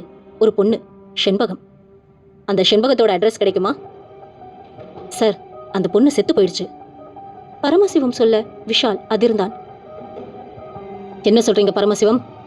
ஆமா சார், தன்னோட வயல்ல செத்து கடந்ததா ரிப்போர்ட்ல இருக்கு. விஷால் சிறிது நேரம் யோசித்தான். பரமசிவம், அந்த செண்பகம் செத்து போன டேட் சொல்ல முடியுமா? ஒரு நிமிஷம் சார், சொன்ன பரமசிவம் தேதியை பார்த்துவிட்டு தொடர்ந்தார். சார் சொல்றேன், நோட் பண்ணிக்கங்க. பரமசிவம் சொன்ன தேதியை விஷால் தன் அலைபேசியில் இருந்த கேலண்டரில் ஒப்பிட்டு பார்த்தான். அது ஒரு பௌர்ணமி தினம். விஷாலுக்கு நன்றாக புரிந்தது. நடந்த அனைத்து கொலைகளிலும் ஆனந்த் கன்ஸ்ட்ரக்ஷன்ஸ் சம்பந்தப்பட்டுள்ளது. ஆனால் எப்படி? வெறுமனே சொன்னால் யாரும் ஏற்றுக்கொள்ள மாட்டார்கள். ஆதாரம் எதற்கும் சுத்தமாக கிடையாது. ஆனந்த் கன்ஸ்ட்ரக்ஷன்ஸ்க்கும் தேவ் குரூப்ஸுக்கும் நிச்சயம் ஏதோ தொடர்பு இருக்குது. அது என்னன்னு கண்டுபிடிக்கணும். அதை மட்டும் கண்டுபிடிச்சிட்டா இந்த கேஸ் சீக்கிரமா முடிஞ்சிடும். யோசித்த விஷால் வெளியில் பார்க்க ஒரு டாடா சுமோ வந்து நின்றது. அதிலிருந்து 4 பேர் இறங்கினார்கள். அவர்களின் கைகளில் அரிவாள்கள். விஷாலுக்கு புரிந்தது. எந்த தவறான பழக்கமும் இல்லாமல் தினசரி உடற்பயிற்சி செய்து முறுக்கேறி போயிருந்த தன் உடம்பை முறுக்கேற்றிக் கொண்டான். அரிவாளோடு ஒருவன் ஓடிவர அவனுக்கு சிறிதும் சந்தர்ப்பம் கொடுக்காமல் அவனை விஷால் உதைக்க காம்பவுண்ட் சுவருக்கு வெளியே சென்று விழுந்தான். மற்ற மூவரும் ஒரு நிமிடம் திகைக்க அது விஷாலுக்கு போதுமானதாக இருந்தது. ஒருவன் முகத்தில் ஓங்கி குத்த அவன் முகம் முழுவதும் ரத்தமாய் சரிந்தான். இன்னொருவனை தன் இடது கையால் அவன் கழுத்தில் அழுத்தி பிடித்த விஷால் வலது காலால் மற்றவனை அடிவயிற்றில் உதைக்க அவன் சுருண்டான். விஷாலின் பிடியில் சிக்கியவன் மூச்சு காற்றுக்கு போராடினான். விடு, விடு என்ன, யாரா நீங்க? மற்ற மூவரும் ஓடிப்போய் டாடா சுமோவில் ஏறிக்கொள்ள டாடா சுமோ அவசரமாய் கிளம்பியது. விஷாலின் பிடியில் இருந்தவன் அவர்களை ஏமாற்றத்துடன் பார்த்தான். விஷால் மீண்டும் உருமினான். யாரா நீங்க? அவன் பதில் ஒன்றும் சொல்லாமல் மௌனமாக இருக்க அவனை தரதரவென்று உள்ளே இழுத்துச் சென்றான். சதீஷை அடைத்து வைத்த அறைக்கு எதிர் அறைக்கு கொண்டு சென்றவன் சங்கிலியால் அவன் கால்களை கட்டினான். சங்கிலியின் மறுமுனையை ஜன்னல் கம்பியுடன் சேர்த்து கட்டினான்.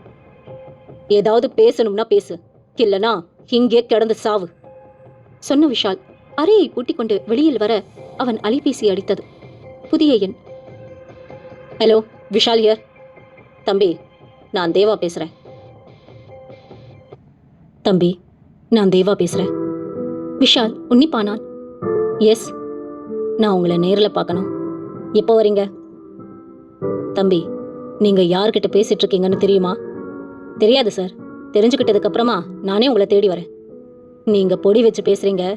எதுனாலும் வெட்டு 1 துண்டு 2 தான் நம்ம பாலிசி. நல்ல பாலிசி. உங்க பாராட்டுக்கு நன்றி தம்பி. எனக்கு நிறைய வேலை இருக்கு. இப்ப எதுக்கு ஃபோன் பண்ணீங்க சொல்லுங்க. ஊர் உலகத்துல 1000 நடக்கும் தம்பி. எல்லாத்துலயும் நம்ம தலையிட முடியுமா சொல்லுங்க?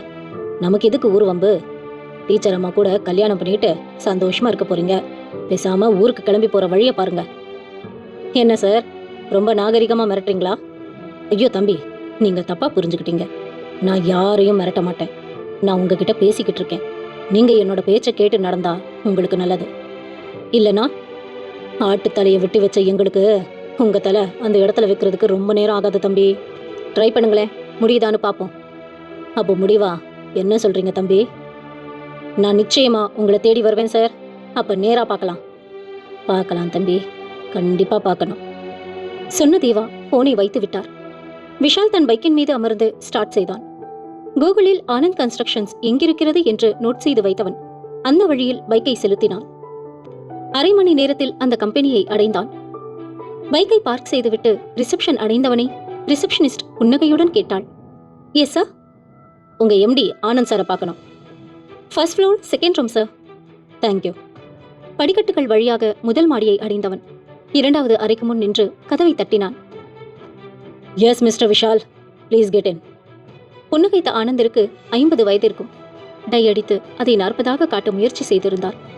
விஷால் உள்ளே நுழைய கண்களால் தனக்கு எதிரில் இருந்த சேரை காட்டினார். விஷால் அமர்ந்தார். என்ன விஷயம் சொல்லுங்க. ஒரு என்கொயரி. உங்க கன்ஸ்ட்ரக்ஷன்ஸ் கிடாரிப்பட்டியில 4 பேர்கிட்ட லேண்டு விலை பேசியிருக்கு. அதுல 3 பேர் செத்து போயிட்டாங்க. ஒருத்தர் உயிரோடு இருக்காரு. இதுக்கு உங்க பதில் என்ன? கேட்ட விஷாலை பார்த்து கேலியாக சிரித்தார் ஆனந்த். மிஸ்டர் விஷால், சொல்லுங்க. நாங்க நிறைய பேர்கிட்ட லேண்ட் விலை பேசியிருக்கோம், வாங்கியும் இருக்கோம். அவங்க உயிரோடு இருக்கிறதுக்கும் சாகிறதுக்கும் நாங்க எப்படி பொறுப்பாக முடியும்? நீங்க ஒரு விஷயத்தை கவனிக்க மறந்துட்டீங்க. சொல்லுங்க. டீல் நடந்ததுக்கு அப்புறம் செத்துருந்தா பிரச்சனை இல்லை. செத்ததுக்கு அப்புறம் தான் எல்லா டீலும் நடந்திருக்கு. அப்போ கண்டிப்பா சந்தேகம் வரத்தானே செய்யும். விஷால் கேட்க ஆனந்தின் முகம் மாறியது. இப்ப என்ன சொல்ல வரீங்க? உண்மையை சொன்னா உங்களுக்கு நல்லது. நான் சொன்னது உண்மைதான். எங்களுக்கும் நடந்த கொலைகளுக்கும் எந்த சம்பந்தமும் கிடையாது. சொன்னவரை புன்னகையுடன் பார்த்தான் விஷால். ஆல்ரைட், அப்படியே வச்சுக்கலாம். இன்னொரு கேள்வி கேளுங்க. உங்களுக்கும் தேவ் குரூப்ஸ் தேவாவுக்கும் என்ன சம்பந்தம்? ஆனந்தின் விழிகளில் அதிர்ச்சியை உணர்ந்தான் விஷால். யார் அவருன்னே எங்களுக்கு தெரியாது. நான் ஒன்று சொன்னா கோவப்பட மாட்டீங்களே? விஷால் கேட்க ஆனந்த் குழப்பமாய் தலையசைத்தார். சொல்லுங்க. ஒரு கேள்விக்கு கூட நீங்க உண்மையா பதில் சொல்லல. அது உங்களுக்கும் தெரியும், எனக்கும் தெரியும். ஆனந்த் விஷாலை அதிர்ச்சியுடன் பார்க்க விஷால் தொடர்ந்தான். நான் கிளம்புறேன். திரும்ப கண்டிப்பா வருவேன். அப்போ பார்க்கலாம். சொன்ன விஷால் வெளியில் வந்தான். தன் அலைபேசியை எடுத்து கான்ஸ்டபிள் பரமசிவத்தை அழைத்தான். ரிங் போய் மறுமுனையில் எடுக்கப்பட்டது. சார், நான் விஷால். சொல்லுங்க சார். ஆனந்த் கன்ஸ்ட்ரக்ஷன்ஸ் ஆனந்த் பத்தி ஏதாவது விவரம் தெரிஞ்சுதா? இல்லை சார். நீங்க எனக்கு ஒரு ஹெல்ப் பண்ணணும் பரமசிவம். சொல்லுங்க சார், பண்றேன். அந்த ஆனந்தோட கடந்த 1 வருஷ பேங்க் டிரான்சாக்ஷன் டீட்டெயில்ஸை கலெக்ட் பண்ணி எனக்கு வாட்ஸ்அப் பண்ணுங்க. சரிங்க சார். இது இப்போவே பண்ண முடியுமா? இது கொஞ்சம் அர்ஜென்ட். Yes sir. விஷால் காத்திருந்தான். அடுத்த அரை மணி நேரத்தில் அவன் வாட்ஸ்அப்பிற்கு குறுஞ்செய்தி வந்தது. அத்துடன் இணைக்கப்பட்ட வங்கி விவரங்கள் மீது அவன் பார்வை பதிந்தது. தனக்குள் புன்னகைத்துக் கொண்டவன் யதார்த்தமாக நிமிர்ந்து பார்க்க அவனை கடந்து சென்றவள் மீது அவன் பார்வை விழுந்தது. இவதானே அன்னைக்கு வீட்டுக்கு வந்து ஃபைல்ல இருந்த பேப்பரை தூக்கிட்டு போனவ. அதே நேரம் அவளும் விஷாலை பார்த்துவிட திடுக்கிட்டாள். ஓடினாள். விஷால் துரத்தினான். ஜன சந்தடியில் நுழைந்தவள் சட்டென்று மறைந்துவிட விஷால் கொஞ்சம் நேரம் எல்லா இடங்களிலும் தேடி பார்த்தான். அவளை காணவில்லை. ஆனந்த் மிகவும் பதட்டமாக உணர்ந்தார். நல்ல வேலை, போயிட்டான். இன்னும் கொஞ்ச நேரம் இருந்திருந்தா நான் நடிக்கிறத கண்டுபிடிச்சிருப்பான். இன்னைக்கு நேரா பண்ண வீட்டுக்கு போய் ஓய்வெடுக்க வேண்டியதுதான். மனசு பதட்டமா இருக்கு. எது செஞ்சாலும் சரியா வராது. தீர்மானித்த ஆனந்த் வெளியில் வந்தார். சார், PA வெங்கடேஷ் ஓடி வந்தான். ஏதாவது முக்கியமான விஷயம்னா ஃபோன் பண்ண. நான் ஃபார்ம் ஹவுஸ்க்கு போறேன். சரி சார். கார் பார்க்கிங்கிற்கு வந்தவர் சுற்றும் முற்றும் பார்த்தார். யாரும் இல்லை. தன் காரில் ஏறி அமர்ந்து காரை கிளப்பினார்.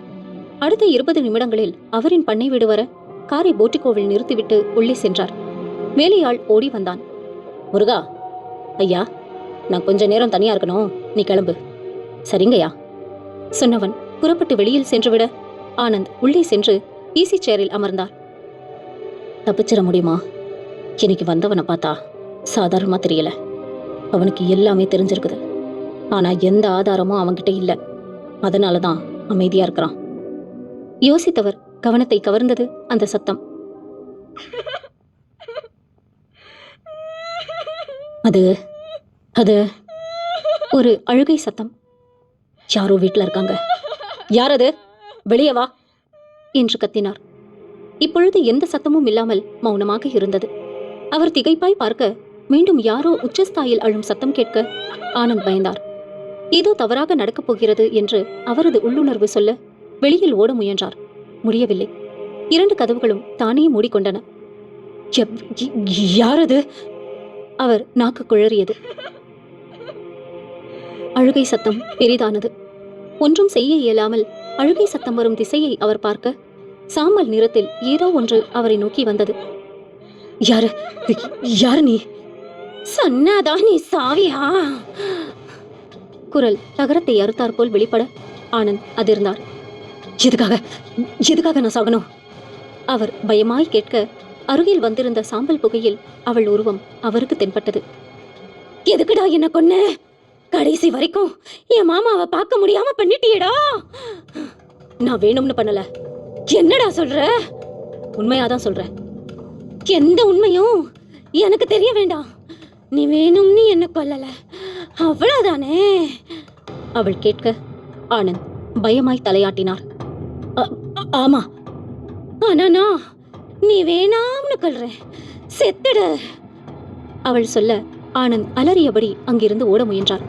அவள் அவரை பற்றி தூக்கினாள். அவரை ஒரு கையில் பற்றி கொண்டு முழு வேகத்தில் அருகில் இருந்த தூண் மீது அவர் தலையை மோதினாள். தலை தாறுமாறாக உடைந்து ரத்தம் 4 புறமும் தெரித்தது. துடித்த உடம்பை துடிக்க விடாமல் பிடித்துக் கொண்டாள். சற்று நேரத்தில் ஆனந்த் துடிதுடித்து அடங்கிவிட அமைதியாக நின்று பார்த்தாள். அதே நேரம் பண்ணை வீட்டின் வெளியே விஷாலின் பைக் வந்து நின்றது. விஷால் கேட்டை திறந்து கொண்டு உள்ளே நுழைந்தான். போர்டிகோவில் ஆனந்தின் கார் நின்றிருப்பதை பார்த்தவன் அங்கே விரைந்தான். வீட்டின் கதவை தள்ளி திறந்து நுழைந்தவன் எக்கச்சக்கமாய் அதிர்ந்தான்.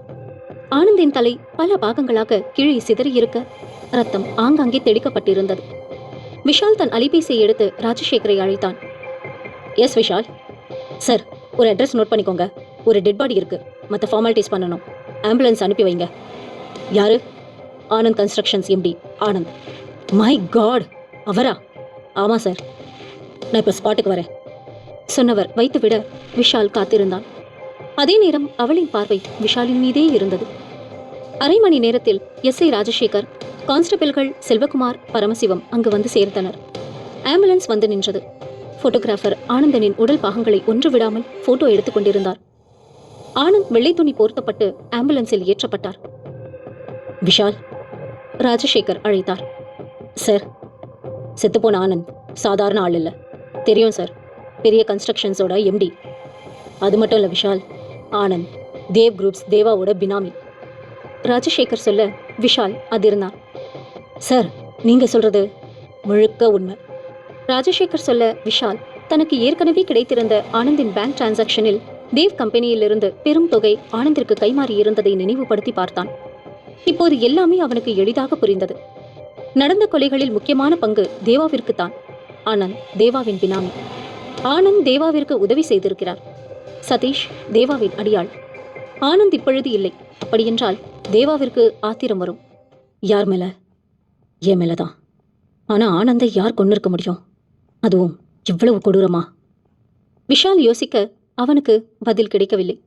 ஆனந்த் பண்ணை வீட்டிலிருந்து ஃபார்மாலிட்டிஸ் முடித்து கிளம்ப இரவாகிவிட விஷால் தன் பைக்கில் வீட்டை நோக்கி பயணித்தான். நிலவு வெளிச்சமாக இருக்க விஷாலுக்கு ஏதோ உரைத்தது. தன் மொபைலை எடுத்து பௌர்ணமி எப்பொழுது என்று பார்த்தான். மறுநாள் பௌர்ணமி. எங்க எந்த வில்லுங்க நடக்க போகுதுன்னு தெரியல. தனக்குள் யோசித்தவாறு பயணித்தவன் வீட்டை வந்தடைந்தான். அதிர்ந்தான். வீடு திறந்திருந்தது. அவசரமாக உள்ளே சென்று பார்த்தான். சதீஷ் இல்லை. புதிதாக மாட்டியவனும் இல்லை. ஒரு நிமிடம் விஷால் என்ன செய்வதென்று தெரியாமல் தரையில் அமைதியாக அமர்ந்தான். மூச்சை உள்ளே இழுத்தான். அப்படியே ஒரு நிமிடம் வைத்திருந்தான். மெதுவாய், மிக மெதுவாய் வெளியே விட்டான். மனது ரிலாக்ஸான உணர்வு கிடைத்தது. விஷாலின் அலைபேசி அடித்தது. எடுத்து பார்த்தான். தேவா. ஹலோ. ஏண்டா, நான் அவ்வளவு தூரம் சொல்லியும் கேட்காம நீ ஆனந்த கொன்னுட்ட? உன்னை விட மாட்டேன்டா. நாளைக்கு பௌர்ணமி நீ தாண்ட மாட்ட. தேவா ஆத்திரத்தில் கத்த விஷால் எதுவும் பேசாமல் மௌனமாக கேட்டான். உன்கிட்ட மாட்டின என்னோட ஆளுங்க என்கிட்ட தான் இருக்காங்க. தெரியும். நாளைக்கு எங்கேயும் பயந்து போகாம வீட்லயே இரு. பொழுது விடியறதுக்குள்ள உன்னை மேல அனுப்பிடுறேன் சொன்ன தேவா போனை வைத்துவிட விஷால் தனக்குள் புன்னகைத்துக் கொண்டான். மறுநாள் காலை பொழுது புலர்வதற்கு முன்பாகவே எழுந்த விஷால் தயாரானான். வீட்டை பூட்டிவிட்டு காட்டுப்பகுதியில் நடந்து சென்றான். 1/2 கிலோமீட்டர் நடந்திருப்பான். எதிரில் வந்த டாடா சுமோவின் சத்தம் கேட்டு பார்க்க டாடா சுமோ விஷாலின் அருகில் வந்து நின்றது. உள்ளே இருந்து ஏற்கனவே வீட்டிற்கு வந்த 4 பேர் கைகளில் அரிவாள்களுடன் இறங்கினர். அவர்களைத் தொடர்ந்து தேவா இறங்கினார். கூடவே சதீஷ். விஷாலின் வீட்டிலிருந்து பேப்பரை திருடி கொண்டு ஓடிய பெண்ணும் இறங்கினார்கள். நீ தானே என்னோட ஃபைல்ல இருந்து பேப்பர் திருடுனது? விஷால் கேட்க அவள் புன்னகைத்தாள். உனக்கு நல்ல ஞாபக சக்தி. சதீஷ், என்ன பார்த்துக்கிட்டு இருக்க? ஆரம்பி. தேவா சொல்ல விஷாலுக்கு ஒன்றும் புரியவில்லை. சதீஷ் இறங்கினான். கையில் காட்டலரி செடி. ரீட்டா, அந்த குடுவையை கொண்டா. சதீஷ் சொல்ல ரீட்டா ஒரு கண்ணாடி குடுவையை கொண்டு வந்து அங்கே வைத்தாள். அதில் அடர் கந்தக அமிலம் இருக்க அதில் காட்டலரி செடியை சதீஷ் போட்டான். அனைவரும் மாஸ்க் எடுத்து அணிந்து கொண்டனர். காட்டலரி செடி கந்தக அமிலத்தில் கரைந்து புகையாக வெளிப்பட்டது. விஷாலை புகை சூழ்ந்து கொள்ள சுவாசித்த விஷால் திணறினான். தலை சுற்றியது. கீழே விழுந்து விடுவது போல் இருந்தது. என்னடா, என்ன பாக்குற? வாடா. யாரோ எதிரிலிருந்து கத்தியது மட்டும் கேட்டது. ஆனால் யார் என்று தெரியவில்லை. நான் தாண்டா, நல்ல சிவம் வந்திருக்கேன். விஷாலின் எதிரில் நல்ல சிவம் நின்றிருந்தார். சார், நீங்க என்னடா சொல்லு. நீங்க செத்துட்டீங்களே. செத்தா வரக்கூடாதா? விஷாலுக்கு இது ஏதோ ஒரு விபரீதம் என்று புரிந்தது. தன் தலையில் தானே பலம் கொண்ட மட்டும் தட்டி கொண்டான். எதிரில் நல்ல சிவத்தை தவிர யாரும் இல்லாதது போல் தோன்றியது. விஷாலின் ஆழ்மனம் அவனை எச்சரித்தது. அந்த புகையை சுவாசிக்காதே, மூச்சை அடக்கு என்று. பிடிவாதமாய் மூச்சை நிறுத்தினான். தேவாவும் சதீஷும் பேசிக்கொள்வது கேட்டது. இவனுக்கு ஸ்டெமினா ஜாஸ்தி சார். சதீஷ், புகையை நிறுத்து. அவனுக்கு சாவுனா என்னன்னு காட்டிட்டு சாகடிக்கணும். Okay sir.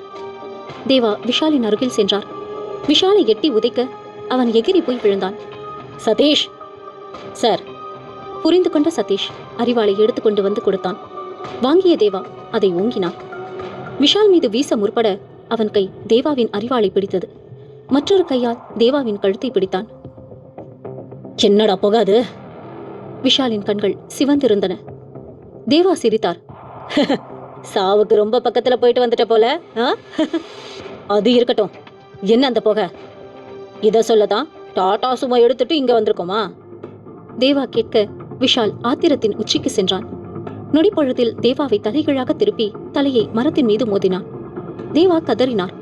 மற்றவர்கள் விஷாலை சூழ்ந்து கொள்ள விஷால் தயவு தாட்சண்யம் பார்க்காது அரிவாளால் அவர்களை வெட்டி வீழ்த்தினான். 2 நிமிடங்களில் 4 பேரும் இரத்த காயங்களுடன் அலறினர். சதீஷ் பயத்தோடு பார்த்தான். என்னடா சதீஷ், இப்பவாச்சும் உண்மையை சொல்றியா இல்ல செத்து போறியா? விஷால் அரிவாளை அவன் கழுத்தில் வைக்க அவன் அலறினான். நான் சொல்லிடுறேன், எல்லாமே சொல்லிடுறேன். சதீஷ் நடுங்கியபடி சொல்ல ஆரம்பித்தான். தேவா சாரோட இன்னொரு இன்ஜினியரிங் காலேஜ் கட்ட இங்க இடம் வாக அமைஞ்சது. ஆனந்த் சார் தான் அதுக்கான வேலையை பண்ணாரு. 4 பேரோட இடம் குறுக்க வந்துச்சு. வரதராஜன், நல்ல சிவம், செண்பகம், பெரிய பண்ண. இவங்க 4 பேரும் தான் அவங்க இடத்த தரமாட்டோம்னு பிடிவாதமா சொல்லிட்டாங்க. 4 பேரையும் கண்காணிச்சோம். டைரக்டா கொன்னுட்டா எங்க மேல சந்தேகம் வரும்னு தெரிஞ்சது. அப்பதான் சாரோட லேப்ல இருக்கிற ரீட்டா, காட்டலரி கந்தக அமிலத்தோட ரியாக்ட் ஆகிறப்ப வர புகையை யாரு சுவாசிச்சாலும் அவங்களுக்கு உடனே மூளையில குழப்பமான உருவங்கள் தான் தென்படும். எதிரில் நின்று யார் அடிக்கிறாங்கன்னு தெரியாது. நம்ம யார் பேரு சொல்றோமோ அவங்கள நினைச்சுக்குவாங்கன்னு சொன்னதும் சார் ஐடியா பண்ணாரு. அவங்கள கண்காணிச்சுட்டே இருந்தோம். வரதராஜன், முனியன் 2 பேரும் சேர்ந்து பொன்னியை கடத்தினது பார்த்ததும் நானும் ரீட்டாவும் அங்க போனோம். அங்க முனியன் கழுத்தறுத்து கொன்னுட்டான். நாங்க காட்டலறிய கந்தக அமிலத்துல போட்டதும் அந்த புகைய முனியன், வரதராஜன் 2 பேருமே சுவாசிச்சாங்க.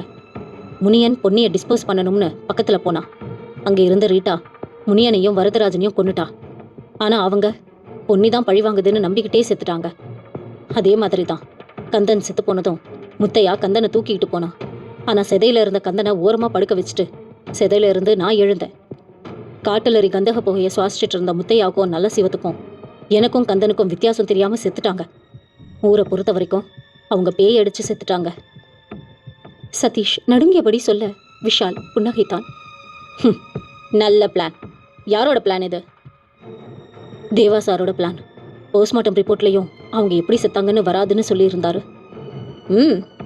பெரிய பண்ணையை கொலை செய்ய முயற்சி பண்ணதும் இதே காரணத்துக்கு தான். ஆமாம் சார். செண்பகத்தை என்ன பண்ணீங்க? சார் சொல்லு சதீஷ். செண்பகம் செத்தது ஒரு ஆக்சிடென்ட் சார். என்ன நடந்தது? அன்னைக்கு செண்பகம் வயலுக்கு போனப்ப ஆனந்த் சார் சர்வேயரை கூட்டிட்டு போய் செண்பகத்தோட நிலத்தையும் சேர்த்து அளந்திருக்காரு. அவளுக்கு பயங்கர கோவம். அவர் போய் எக்கச்சக்கமா திட்டுனா. யார் எங்க நிலத்தை அளக்குறீங்க? யாரு? செண்பகமா? என்னையா இது நியாயம்? நான் தான் நிலத்தை தர முடியாதுன்னு சொல்லிட்டேனே. செண்பகம் சொல்ல ஆனந்த் கபடமாய் புன்னகைத்தார். சொல்றத கேளு செண்பகம். நான் தேவா சார் கிட்ட சொல்லி வேற நிலம் வாங்கி தரேன். நீயும் உன் மாமாவும் அங்க போய் இருங்க. அடி செருப்பால, நீ யாரையா எங்களை அங்க போய் இரு இங்க போய் இருன்னு சொல்றதுக்கு? செண்பகம், உனக்கு அவ்வளவுதான் மரியாதை. இங்க இருந்து கிளம்பிப்போ. இது என் நிலம். நான் இங்கதான் இருப்பேன். நீ கிளம்பியா? வந்துட்டான் பேசுறதுக்கு. சொன்ன செண்பகத்தை ஆத்திரமாக பார்த்த ஆனந்த் அவளை எட்டி உதைத்தார். செண்பகம் ஓடிக்கொண்டிருந்த மோட்டார் மீது விழ தலைமுடி சிக்கிக் கொண்டது. மாமா! செண்பகத்தின் அலறல் அந்த பிராந்தியம் முழுக்க எதிரொலித்தது. உடல் துடித்து அடங்கியது. ஆனந்த் அருகில் சென்று பார்க்க செண்பகத்தின் விழிகள் நிலைத்திருந்தன. இதான் சார் நடந்தது. ம். விஷால் யோசித்தான். தேவாவை பார்த்து புன்னகைத்தான். ஏண்டா, உனக்கு தான் அத்தனை காலேஜ் இருக்கே, இன்னும் எதுக்கு காலேஜ் கட்டுற? இருக்கிற காலேஜில் எல்லாமே ஒழுங்கா இருக்கா? கல்விங்கிறது சேவடா. உன்ன மாதிரி புறம்போக்குங்க அதை பிசினஸா மாத்திட்டாங்க. சரி போகட்டும். உன்னோட லேப்ல ஒரு பொண்ணு புதுசா ஒரு விஷயத்த கண்டுபிடிச்சு உன்கிட்ட சொன்னா அதை கூட உனக்கு சாதகமா மத்தவங்களை அழிக்கிறதுக்கு பயன்படுத்தி இருக்க. அது எப்படி? சாமர்த்தியமா கொலை பண்ணிட்டு பேய் அடிச்சு செத்துட்டாங்கன்னு ஊரை நம்ப வச்சிருக்க. ஜனங்க நம்புனா அதுக்கு நான் என்ன பண்ண முடியும்? தேவா கேலியாக புன்னகைத்தார். விஷால் அவரை ஒரு நிமிடம் பார்த்தான். சதீஷ் சார், கீழே வெட்டுப்பட்டிருக்கிற 4 பேரு, நீ, அந்த ரீட்டா, எல்லாரும் கிளம்பி போங்க. சார். என்ன சதீஷ்? தேவா சார். சாரு செத்துட்டார், ஆக்சிடென்ட். விஷால் சொல்ல தேவா சிரித்தார். என்ன விளையாடுறியா? இல்லை, சீரியஸ். என்னை கொன்னுட்டு உன்னால் தப்பிக்க முடியும்னு நினைக்கிறியா? ஆஃப்டர் ஆல் நீ ஒரு சாதாரண எஸ்ஐ. கரெக்ட், நான் உன்னை கொல்ல போகிறதில்ல. அப்புறம் சாமர்த்தியமாக கொலை பண்ணிட்டு பேய் அடித்து செத்துட்டாங்கன்னு சொன்னியே, ஒரு பேய் தான் உன்னை கொல்ல போகுது. என்ன விஷால் காமெடி பண்ணுற? இந்த உலகத்தில் பேய்ங்கிற ஒன்று எங்கேயும் இல்லை. உனக்கு எனர்ஜி லெவல் கான்செப்ட் தெரியுமா? எல்லாமே ஒரு எனர்ஜி லெவல் தான் வித்தியாசம். மனுஷனுக்கு ஒரு எனர்ஜி லெவல்னா ஆத்மாக்கு வேற ஒரு எனர்ஜி லெவல். என்ன காமெடி பண்ணுற? நான் சொல்கிறது சயின்ஸ். உனக்கு புரியலனா நான் சொல்கிறது காமெடியாக தான் இருக்கும். எனக்கு புரிய வேண்டாம். தேவா. இது யாரோட நிலம் தெரியுமா? விஷால் கேட்க தேவா திகைப்பாய் பார்த்தார். யாரோட நிலம்? இராணுவத்தில் இருக்கிற தன்னோட மாமா வருவாரு, அவரை கல்யாணம் பண்ணிக்கிட்டு சந்தோஷமா வாழணும்னு ஆசைப்பட்டு ஆசை நிராசையா போய் மோட்டர்ல மாட்டி செத்த செண்பகத்தோட நிலம். விஷால் சொல்ல தேவா அதிர்ச்சியாய் பார்த்தார். என்ன அள்ளு விடுதா? விஷால் புன்னகையுடன் கேட்டான். சதீஷ், வண்டியை எடு, நாம போகலாம். தேவா சொல்ல விஷால் கத்தினான். இன்னும் எதுக்கு ஒளிஞ்சுக்கிட்டு இருக்க? வா, வந்து உன்னோட வேட்டையை முடிச்சுக்க. அனைவரும் அதிர்ச்சியாய் பார்க்க காற்று தாறுமாறாக வீசியது. அழுகை சத்தம் முதலில் மெதுவாய் பின் அதிகமாய் கேட்டது. அனைவரும் அதிர்ச்சியுடன் பார்க்க சாம்பல் நிறத்தில் ஒரு உருவம் மெல்ல நகர்ந்து வந்தது. தேவா அதிர்ந்தார். விஷாலை பார்த்து கத்தினார். என்னை காப்பாத்து! விஷால் கண்டுகொள்ளவில்லை. உருவம் தேவாவை பிடித்தது. தேவா அதன் முகத்தை பார்த்தார். இரத்த கரைகளுடன் செண்பகம் நின்றிருந்தாள். கடைசி வரைக்கும் என் மாமாவை பார்க்க முடியல. செண்பகம் சொல்ல தேவா கையெடுத்து கும்பிட்டார். என்ன மன்னிச்சிரு, என்ன மன்னிச்சிரு. செண்பகம் தேவாவை ஒற்றை கையால் பிடித்து அருகில் இருந்த மரத்தில் ஓங்கி அடித்தாள். தேவா துடித்தார். தரையில் விடாது அடித்தாள். அலறிய தேவாவின் உடம்பில் இருந்து ரத்தம் எல்லா திசைகளிலும் தெரித்தது. தேவாவின் இறந்த உடலை செண்பகம் வீசி எறிந்தாள். விஷாலை பார்த்தாள். மெல்ல புகையாக மறைந்தாள். நடந்த எல்லாவற்றையும் நம்ப முடியாமல் பார்த்து கொண்டிருந்த அனைவரிடமும் விஷால் சொன்னான். இனி இங்க உங்களுக்கு வேலை இல்லை, நீங்க கிளம்புங்க. தேவாவோட பாடியை போலீஸ் கிட்ட ஹேண்ட் ஓவர் பண்ணணும். வெல்டன் விஷால். டிஎஸ்பி துரைராஜ் விஷாலின் கைகளை பற்றி குலுக்கினார். Thanks sir. என்னப்பா யோசனை? ஆர்த்தி கேட்டாள். செண்பகம் போகும்போது திரும்பி பார்த்தது மனசுக்கு ரொம்ப கஷ்டமா இருக்கு. என்னப்பா, விட்டா பேய லவ் பண்ணிடுவ போல. ஆர்த்தி சிரிக்க விஷால் புன்னகைத்தான். நான் ஆல்ரெடி ஒரு பேயை தாண்டி லவ் பண்ணிட்டு இருக்கேன். என்னது, நான் பேயா? பேய் இல்ல, ராட்சசி. அன்பான அழகான ராட்சசி. சொன்னவன் ஆர்த்தியை கட்டிக்கொள்ள அவள் கண்களை மூடிக்கொண்டாள். நிறைந்தது.